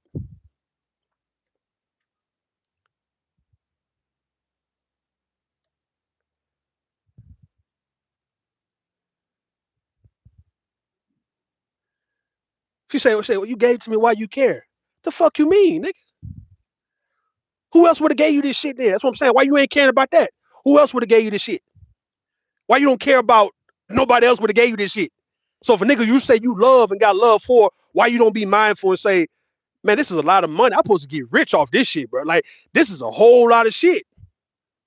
I ain't supposed to just be wasting this shit, bro. Dog, this is enough to get me on my feet for real. 10 bands, 20 bands, dog. Come on, man. Nigga gave me 20 bands. I don't. My uncle, not the lottery didn't give me this shit. No scratch off. None of that didn't give me this, bro. I didn't win nothing at the casino. Dog, my uncle, my motherfucking uncle, not a trick, not a lame. So I'm saying y'all get it fucked up. Y'all think everybody's a trick, my nigga. You don't even know how to differentiate who you should be playing with like that compared to who you shouldn't. You ain't supposed to be playing with your motherfucking uncle like that, man. Your daddy like this. If you're gonna play them type of games, play a trick like that. Say, all right, this trick ass nigga gave me 10 bands. I'm about to go splurge and shit. And I wouldn't even tell you to do that. I'll tell you, look, man, do something with that, man. But if you want to disrespect the 10 bands, disrespect it from a nigga you don't know, a lame ass nigga who's trying to buy your time and your attention or trying to buy sex from you. All right, your motherfucking daddy, uncle, brother. Why in the hell would you disrespect they 10 bands?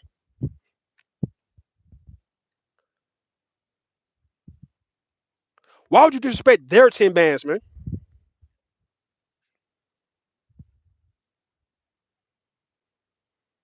It don't even matter who get. Y'all don't give a fuck about who give you anything. It's like anybody can goddamn get disrespected, right? Right? Anybody can get this shit. Give a fuck, nigga, who gave me this shit, nigga. I don't give a fuck if you, nigga. I see his money. Now, if your uncle, now I'm gonna be a hoe ass nigga when I say this shit. This some bitch ass shit I'm about to say though, right? If your motherfucking uncle started touching on your goddamn ass, started grabbing on you and trying to fuck, like how my homegirl told me, her uncle, her older male cousin who worked in the club, he gave her a job to work in the club, and then eventually he started trying to grab on her and started touching on her and shit like that, and she started stealing money from the nigga, right? So what I'm saying now, if a nigga come at you like that because you playing with him like as if he just a lame ass nigga trying to trick on you. Now, if he say, all right, well, you want to play me like that, sugar bomb? Yeah, I'm your whole uncle. All right. Now I'm about to start grabbing on your motherfucking ass. Now what? Since you want to play me like I'm some, like you one of my hoes or some shit like that, man. Since you want to play or one of my whole games, now what's gonna happen now if I start grabbing on your ass though when I see you?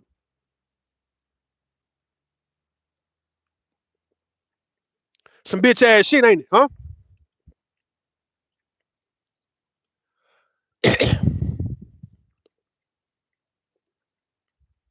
What if your motherfucking daddy agree?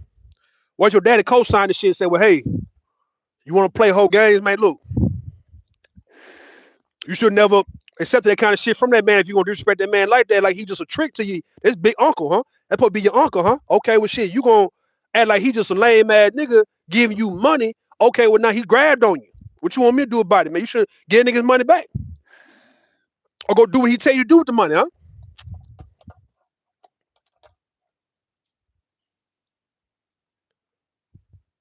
So my homegirl telling me that her big cousin, her older cousin, you know how we had in Houston, we got them cousins be like 15, 20 years older than your ass and shit, right? That's what she was telling me, man. Nigga working at the club, man. And he let her work at the club. And eventually, she told me eventually he started coming on to her and shit.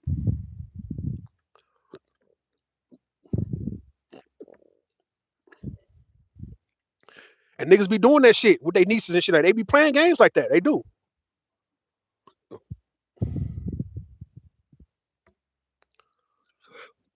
Man, I supposed to be in West Virginia, bro. They got me still out here, man. I must have been out here about 3 hours, dog. I swear. About 4 hours, man. I came about four. It wasn't even night.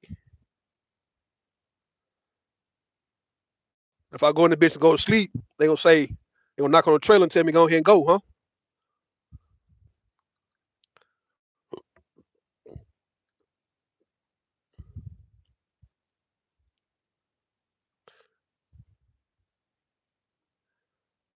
Hey, Finesse2tymes, man. Look, I'm feeling. You had me feeling kind of bad for you, but I know not to feel too bad for you because I know your name is Finesse2tymes.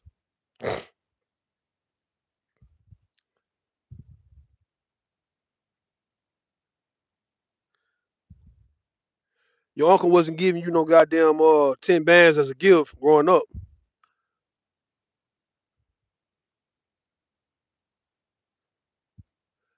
Sound like the clips when niggas say, when Pusha T say, I put this on my life. My niece was 4 when she felt chinchilla.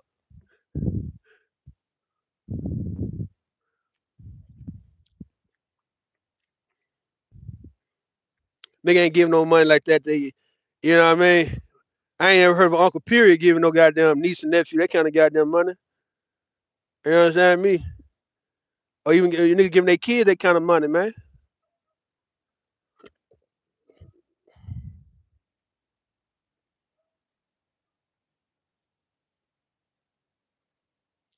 Everybody say pull off on that. Nigga, I ain't gonna pull off on them because they be look niggas be in the truck. They be coming out that truck. I'm pulling off on their ass. They gonna fall out the truck, dog. It was a video they showed that shit, nigga. When I first started trucking, talking about how you. I think we was in was it Colorado? It was Colorado, It was like April. It was still snowing out there. It was outside Denver. It's a place called the Climax Mine. The Climax Mine, right? And I thought I had to put them tire chains on my shit, but the man told me, nah, nah, nah, we just going right here. So before I went they had me watching a video about 5 minutes. And it was talking about the whole safety tips and how not to pull off when the shit is red, wait till it's green, and go in the back and make sure ain't nobody back there. And you don't want this to happen. Talking about somebody pull off and then a forklift came out and rolled straight into the goddamn ground, man. I said, nah, we don't want to hurt nobody like that, bro. We good. What up, DC? What up, boy? Long time, long time. So now we ain't gonna pull off, man. But they got I'm out here, it's like Newport News around this area. I ain't never been out here. I ain't never been to Norfolk or Hampton or Newport. Cause like I was looking at these videos of people. It's the bridge. It's not the one going from Norfolk to Hampton or the one I took going from Norfolk to South Newport News, right? Cause that's like really quick. It's a tunnel, but it's a one going to like heading towards us on the other side, like Chesapeake Bay. You heading to Maryland. It's like it says like 4 or 5 miles long, right? They say there's a guy, a trucker, fell off the bridge a couple years ago, right? He died. He told me, they told me they showed the video. They ain't show him falling off, but they showed the truck in the water. And I was like, the dude was like 36 years old. I'm like, man, he was a black dude. I'm like, man, what the fuck? So I always had some type of little feeling about coming in this area, man. But I'd have to take that bridge going from that Norfolk going towards that Virginia side heading towards Maryland, right there in the Atlantic, man. It's like hell nah, man. So the one I took, it was all right. It was all right. Yeah, so I wasn't big on coming out here, man, but they had me coming out here. They need to send me back to Florida, my nigga. I ain't been to Florida, man. I miss Florida, nigga.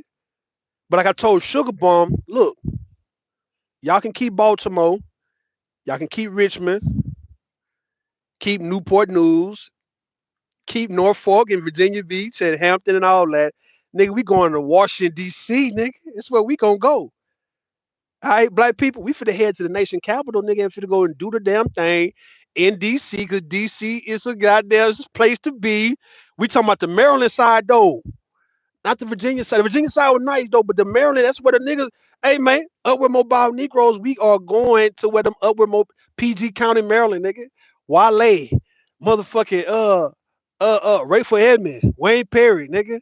The Washington Wizards, nigga, the Bullets, nigga, the Washington Senators, nigga, the Washington Capitals, nigga, the Washington Commanders, nigga, the Washington Redskins, nigga, the Washington motherfucking Nationals, nigga, Bryce Harper and them, nigga. Uh, uh, uh, uh, uh. Who else, man? Max Scherzer and shit, nigga, and goddamn Juan Soto and them, man, and motherfucker, we finna go out there with them people, man. John Wall and them, nigga. Rod Strickland and shit, nigga. Jaden Daniels, nigga. Jason Campbell, nigga. Santana Moss. All them niggas, man. Huh? London Fletcher. So name everybody played for the Redskins, man. John Riggins, nigga. Joe Theismann. Darryl Green. Nigga. We gave y'all Darryl Green. Y'all give Darryl Green back. All right, Monk.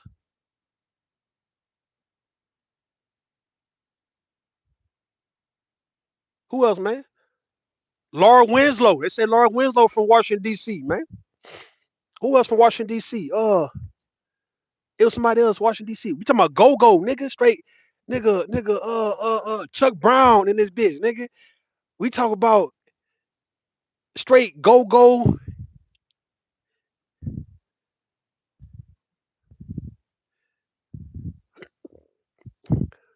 Don't come knocking on my door, bro. Why you come knocking on my door? All right, then. Don't about your way.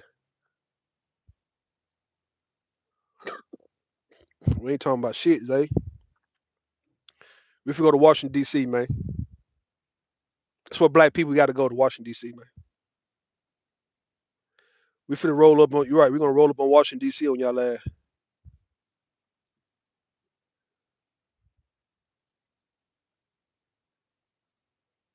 Finesse 2 times auto.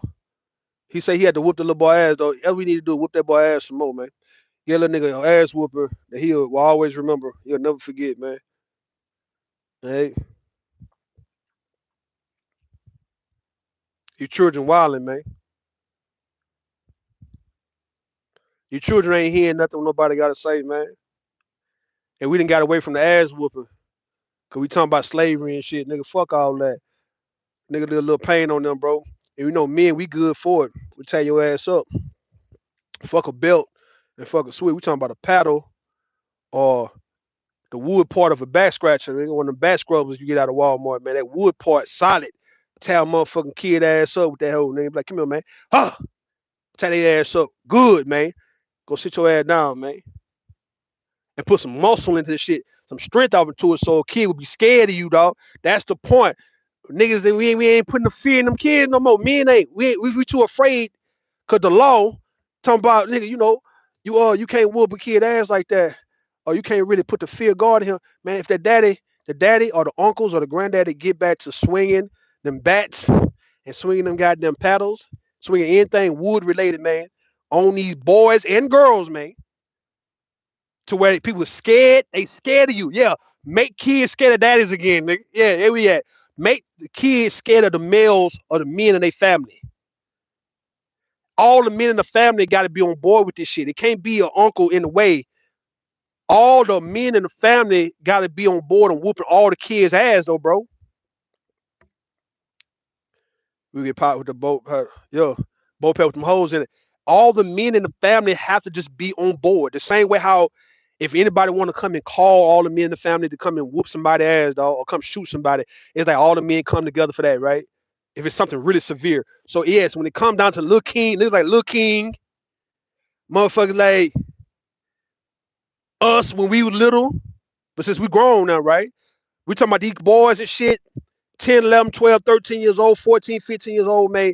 Now, all the men got a tag team that ass, though, bro. We all got to make these boys afraid of the men in the family. And if it's to the point where you can't take ass whoopers no more, like, because you, Lil King can take the ass whooping, but when you up to the point where you 16, 17, like you Ryan Williams for Alabama, right?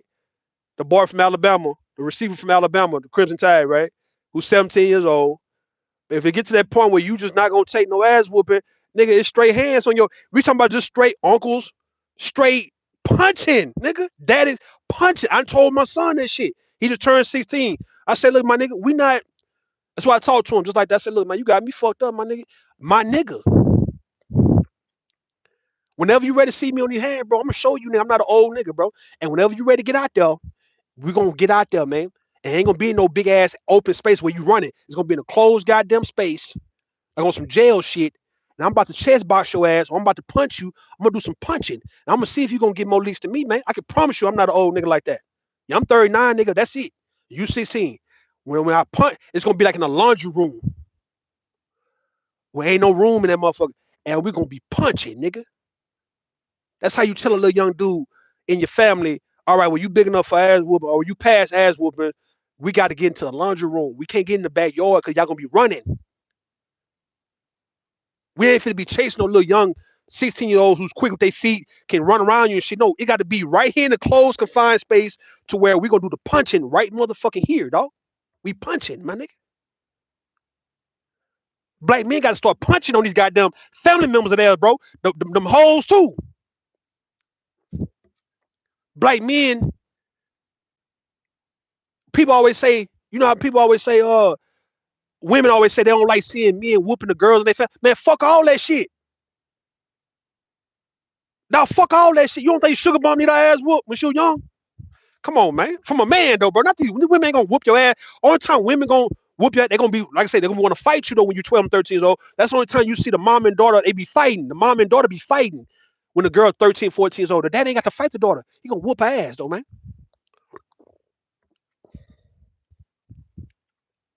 If I had a son, trust nobody be, man, you got me fucked up, man. That mean you can't ask for help from none of the men in the family, like Finesse2tymes now, right? If you got a Floyd Mayweather in your family, you got a little Boost in your family. If you saying no one can whoop your son's ass, that means you can't ask shit for your goddamn son. So get the fuck on.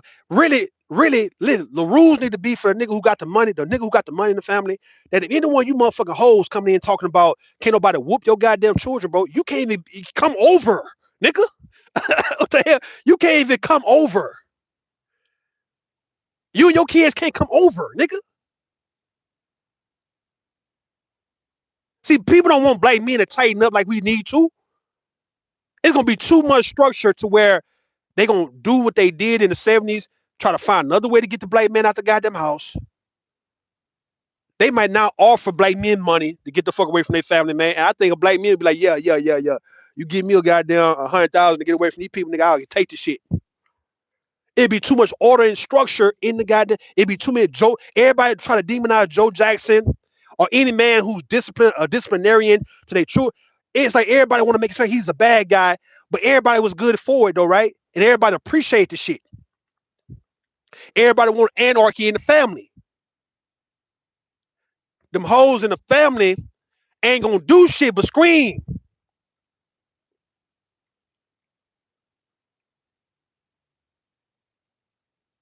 If the dad not around, get the uncles, man.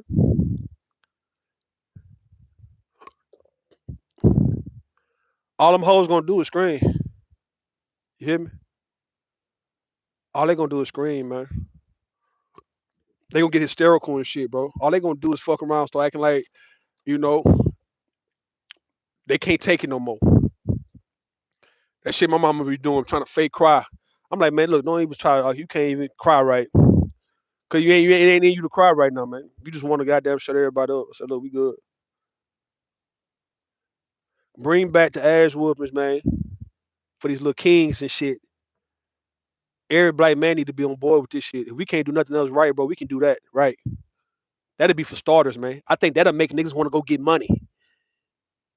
When you know you can actually nigga put hands on everybody. We talking about putting hands on everybody in the goddamn family, man.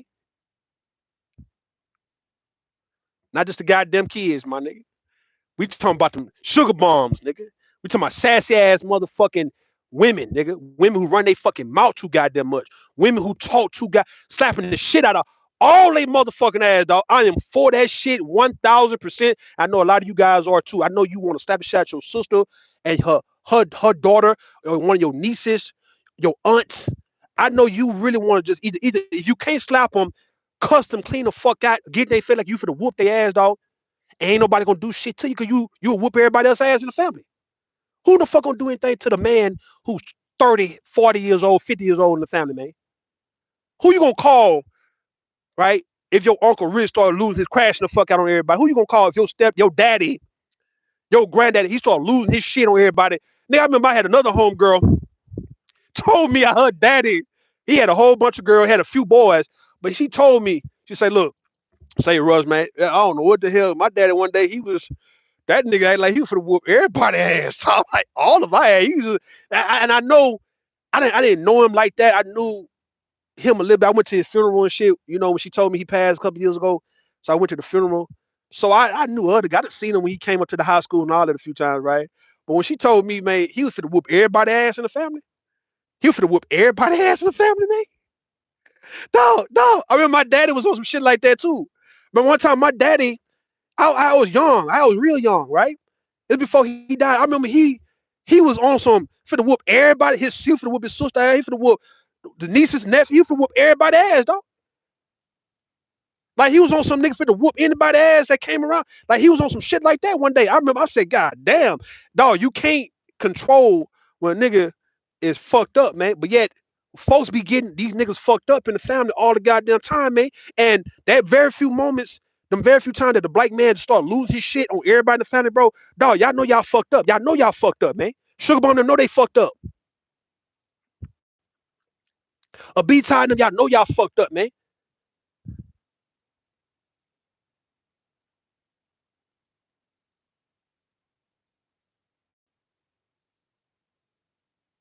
Happy holidays to you too, Zay. And everybody in the chat, happy holidays to y'all. Man, listen, man, I'm all for the men slapping the shit out of everybody, motherfucking family, my nigga on the cool. I'm all for all that shit, man. I'm all for all that Joe Jackson, that nigga. I turn ass. I'm for all that, nigga. I don't give a damn what you say, nigga. On the cool. I'm for these goddamn strong James Evans, John Amos looking ass niggas, bro. Uh, putting hands on every motherfucking body in the goddamn family, my nigga. I'm for Boosie, anybody who can benefit. 50 Cent, Floyd Mayweather, nigga, Finesse2tymes, man, you name them, man. Will Smith, LeBron James, nigga, I'm all for all these providing ass dudes. I'm for all these niggas who everybody beg for money and beg to come and save the goddamn day. I'm for all these niggas slapping the shit out of everybody in the goddamn family, man. Whooping the shit out them goddamn kids, dog, for talking back, for sassing, getting attitude for no reason. All that shit, dog. I done told my goddamn daughter, man, look, man, y'all keep, man, we was in the mall one day. I told my daughter, I said, man, keep playing with me, nigga. I'll clown your motherfucking ass in this goddamn shit, bro. All that attitude ass shit. Fuck's the attitude for, man? What's the attitude for? Me and my son having words, talking our little shit. I'm like, look, man, whenever we get to that point, bro, when you want to, listen, man, listen. Yeah, all right, you best stay, you best keep your distance, nigga, because I come around, nigga, we gonna see something, bro. And I'm gonna try to hurt your ass, though, bro. I'm gonna try to put hands on your ass. I'm gonna try to hurt you. I don't want to hear shit from your mama or none of that, nigga. You was over there with me, right? And you talked to this shit over there with me, and I went in your mouth on this shit, stole you off in your shit, and beat your ass and show you that your daddy can really get out here and squabble. You probably ain't never seen me fight because I ain't had a fight in my 30s. The fuck, nigga? That's on the reason. You don't know me from when you was young, dog. Like, what the fuck, nigga? I just met you. You know what I'm saying? But if you thinking I won't throw these goddamn hands and really just look at you and straight squabble with your ass, you crazy. Same thing for my goddamn daughter. Man, y'all think I won't be? Y'all think I won't do no punching on y'all ass? You stupid.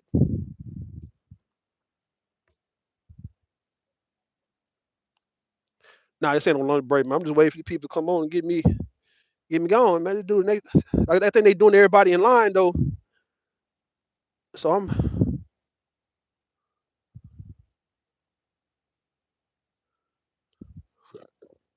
Lil King need some punching, man. He need nigga to punch him on the. He's to the point now. He'll look at you stupid if you try to pop his ass though, right? He too goddamn grown acting for you popping him. You got to slap the shit out of him and just really throw him around the goddamn room and just really just do him in, dog, to where I guess CPS will be involved. But ain't nobody gonna call no CPS on you. But I understand, Finesse2tymes, you just got out of prison. You say you got like 5 months to go on this probation shit, bro. You can't go back to prison. You ain't finna go back to prison. I agree with you on that. So the best thing for you to do is let people be. Let folks go on about their way. All right, that's fine. But you gotta stand on that shit, dog. You can't be on this whole talking about I'm texting Lil King saying, hey, bro, whenever you want to come back home, I'm gonna come get you. Not man, fuck that, man. You gotta say, man, fuck that little nigga, dog. Fuck him. Cause now if he go to come back to your house, you gotta whoop his ass though for doing all that big boy ass shit. But you are at fault and you acknowledge your faults that you the one who got him started, or you pretty much was enabling that him acting like he grown, acting like he gambling and smoking and drinking and in the club and fucking with the hoe. So you made him feel like that was cool, even though that could have been a strategy, which I see it was, to where you just wanted him to be himself and you was gonna try to get him to see the error of that shit and not go down that route and learn from you because you did some years in prison. So therefore, you don't want him to go y'all down your route, right? So I understand the bait and switch. Don't get me wrong, but since he then got to the point where he actually can run away, he can run away, and he's aware of what's going on around him enough to where he can get on live and tell all what you've been doing. Okay, you probably don't need to fuck with him like that unless you're gonna really whoop his ass though the right way.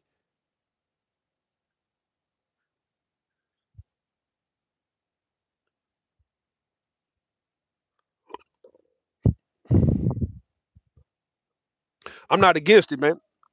I'm not against it, man. I'm not against it, bro.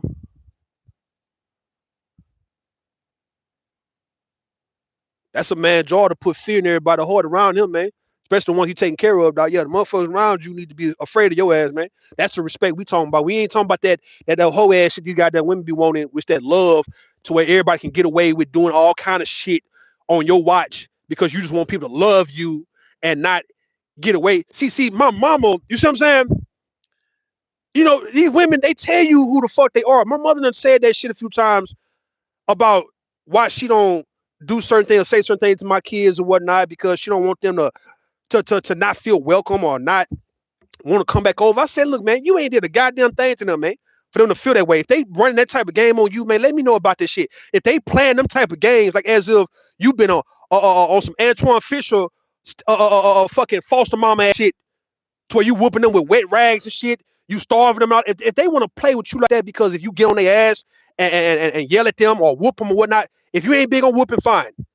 But if you to the point where you feel that you don't want to say shit because you don't want to run them away, let their ass run away. The fuck we doing?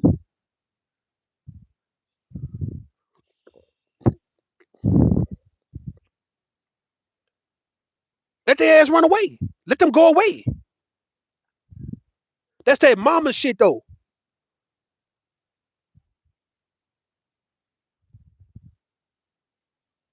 That's that hoe shit I'm on. I ain't on no hoe shit. That's that mama shit.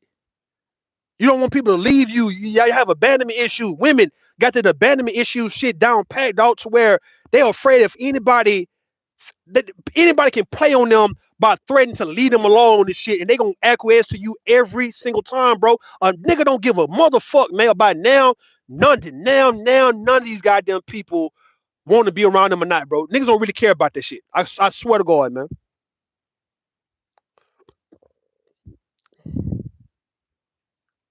Kids gonna be running y'all race, man. It look like it. Look like they're gonna be running our race real soon.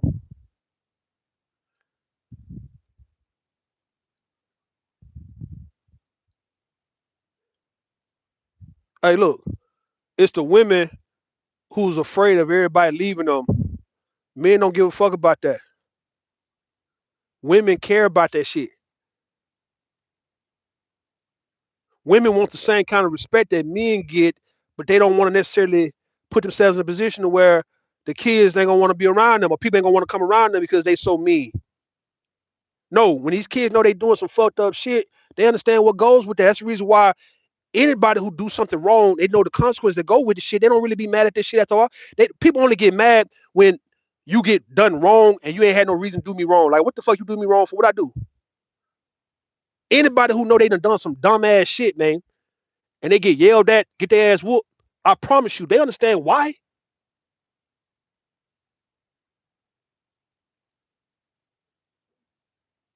Yeah, my mama gotta cut that out though. Don't let my kids nigga try to manipulate you like that, man, because you don't want to say something to them because you don't want them not want to come over and all that. Man, come on, they gonna come over because you ain't did a motherfucking. I say your motherfucking house been a house that they always known, man. They ain't never been a stable house. Your house, man, I had to tell her, man, I'd say, look, man, you been out there, man, damn near 20 years, dog. You feel me?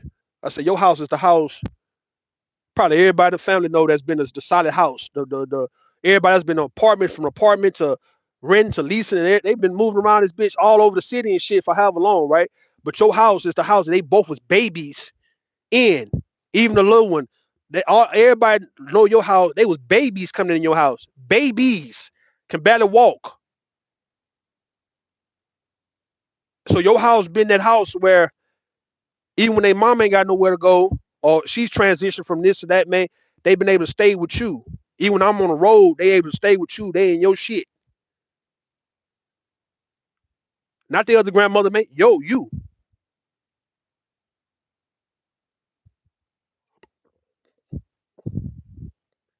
Appreciate you. Shoot the shit. I believe you too. Like a mission destroyed by people. Yeah, it is. Yeah, man. Don't feel like motherfuckers acting like they,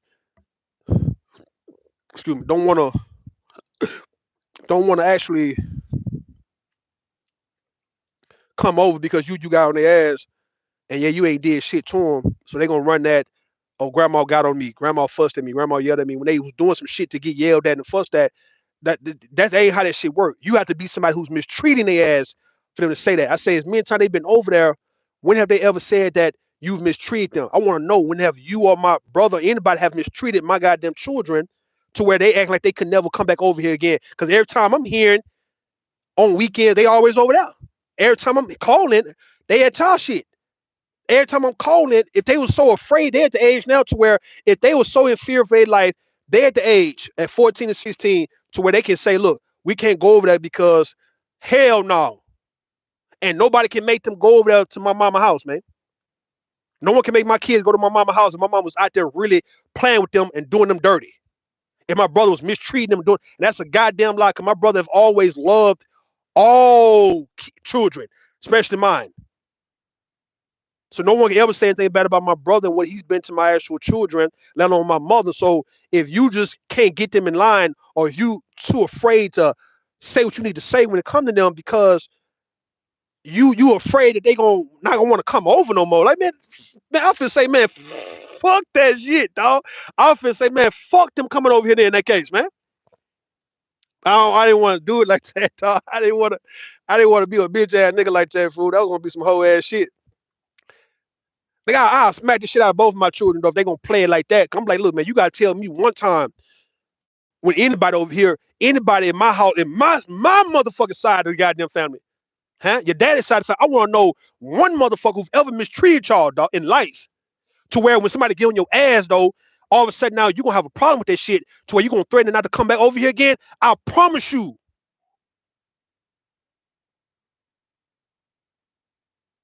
I wouldn't give a fuck, man. If that's how you feel, I promise you, I would never give a fuck if my children act like they don't want to go to my mother's house because because they don't want to obey in mine.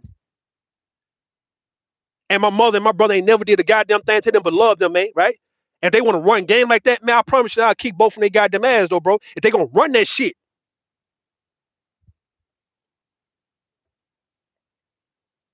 They could. They could.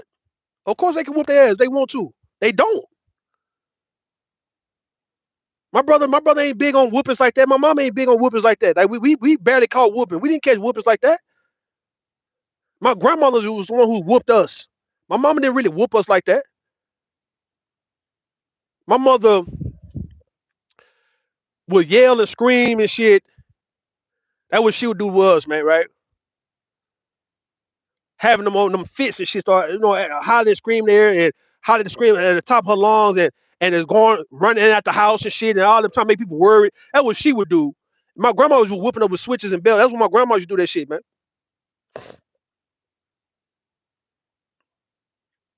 You saying now you wonder why the kid might not like them. It ain't that. Now I'm saying I'm not saying to whoop them. I'm saying check their ass. If they doing some shit that you don't approve of, you don't appreciate, don't act like if you check them, you would be so afraid that they don't want to come back over there again because you checked them. I don't even whoop my kids like that. I'm to the point now I'm about to do some punching on their goddamn ass, dog. So I'm at that point now. Ain't no whooping no more. I popped a shot at my son maybe about 3 years ago because he started huffing and puffing at me and started walking away like he used to do something. And I got that paddle and I tore his goddamn leg up for playing with me like that. And he ain't never came at me like that ever since, right? My daughter, I haven't really just did anything to my daughter, but it's to the point now where both my daughter and my goddamn son should start getting punched on, man. If they keep playing with me, man. If they start playing with me on some disrespect, I'm gonna punch both of their ass at the same time, bro. Give me a 2-for-1, my nigga. Gonna punch through one of them, and the other one gonna feel the shit.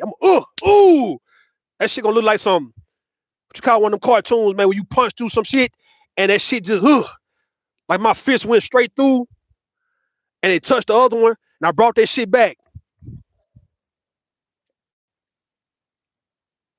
That's where we at now, man.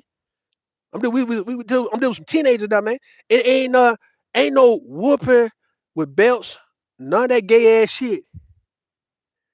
You can't whoop them with belts like that, man. They too active. They active, my nigga. They too big. Swift. Ain't no bells. Punching.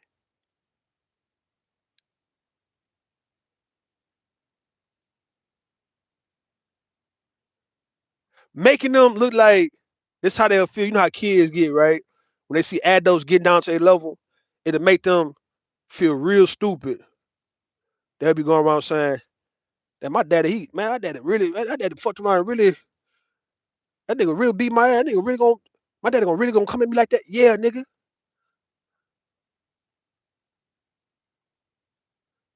It's mandatory for a daddy and a son got to catch a fade, man. It just mandatory. It just look like it's mandatory. So I'm thinking, all right, what age? What age, right? Black men, what age do you got to catch that first fade with your goddamn son, dog? Cause you can't wait till he's 19, 20.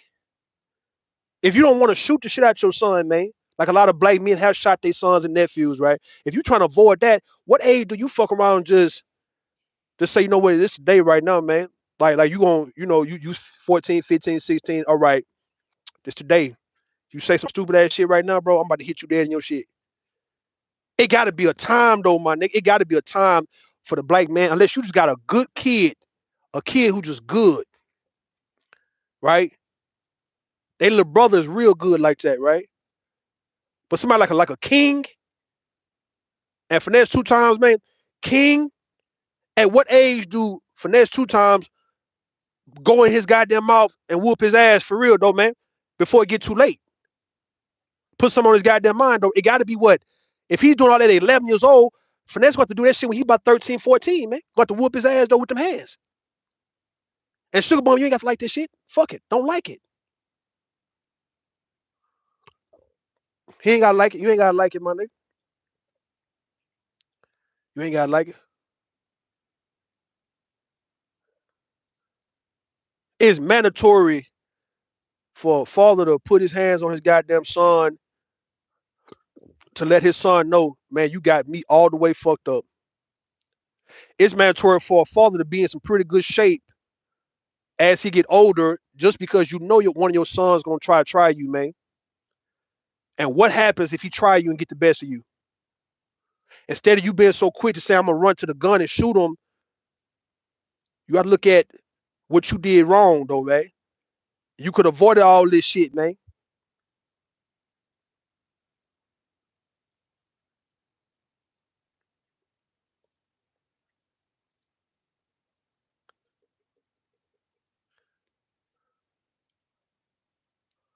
Freaking up out of here, man. Come on, man. Y'all come on, man. Go, man. I'm supposed to be in West Virginia already, my nigga. Y'all make me stop. I don't want to stop. I gotta drive 200 miles over there tomorrow, dog. I want to be in Kentucky too, man, tomorrow, my nigga. God damn. It's Sugar Bum fault, man.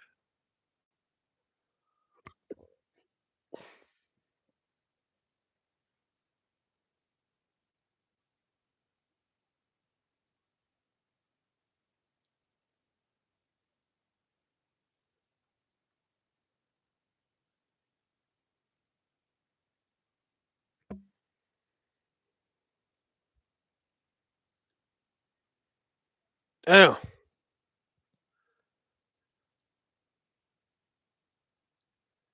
This is my motherfucking time to be riding too, man, when it's 9 o'clock and shit. Shit. 9, 10 o'clock, nobody on the road, nigga. I can just But they kind of fucking up my little schedule because I wanted to what I gotta go do, man.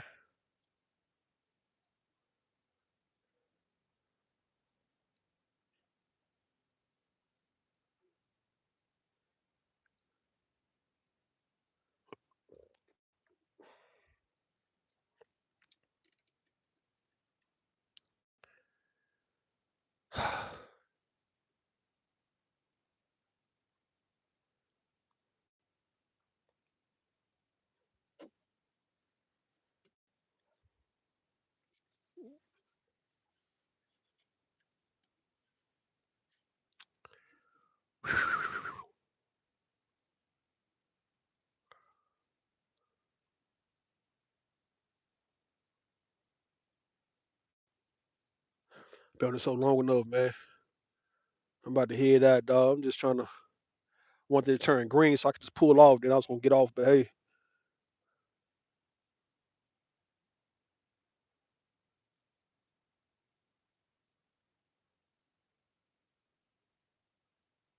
see what's so cold about this truck game. Even if I get my own truck, right, and start booking my own loads, you got to find what's the hot spots. What are the places where It's nothing but lows coming out of. It's Pennsylvania. It says like the hottest spot. Uh, and you got the Midwest. Down south, not too much, man. Unless you got a dedicated route. But I don't really like. It's me personally. I don't like driving all through that Pennsylvania. I mean, I'm starting to like Pennsylvania. I don't know why I'm starting to like Pennsylvania now. It just, I still don't like it though, man. I don't like driving Interstate 80. Like now coming from like Harrisburg, I like Harrisburg, man. I like riding through the Harrisburg area. Uh, I'm not too big on Pittsburgh or nothing like that, man. But it just riding across Pennsylvania. I just for some reason, like a nigga telling me I got to go to New Jersey and shit. Like I went to Connecticut a couple days ago. It was Massachusetts, as a matter of fact. Now I like driving upstate New York on Interstate 90. I ended up going to Vermont for the first time, man. So I like the all upstate from Buffalo to Syracuse to Buffalo, Rochester, to Syracuse, and then you had Albany. So I like because it's like a whole lot of shit you can do on Interstate 90, man. But it's like a straight shoot. It's not really all fucked up and curvy like Pennsylvania and West Virginia is all fucked up too, man. So I don't know, man. West Virginia, I'm starting to like the shit as I drive it, but because I'm looking at it like me just driving through different cities, man. But me just actually it's a certain time I like to drive through this shit. Like nighttime, West Virginia, I can go through West Virginia at nighttime. It's fine. Hey,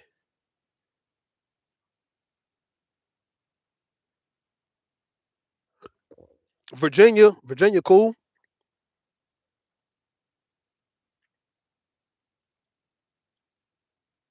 New Jersey, man, I don't like riding through no fucking New Jersey, man.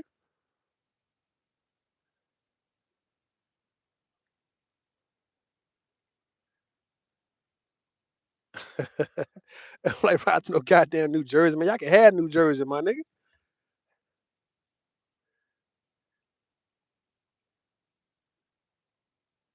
Give me motherfucking. I don't mind doing Ohio. I like riding through Ohio, all through Ohio. I give you that. Indiana, I ain't got a problem riding through Indiana. Illinois, maybe. But Iowa, nigga love riding through Iowa, Missouri, Minnesota. I like riding through Wisconsin to a certain extent, man. Wisconsin cool. Michigan cool. I like riding through Michigan. But man, come on, man. If you give me some shit now from here, I gotta go to Kentucky. I gotta ride through West Virginia, my nigga. I need to already be gone, man. Y'all got a nigga fucked up, man. Still here waiting for the light to turn green. And they say people say if I pull off on there, it wouldn't be right.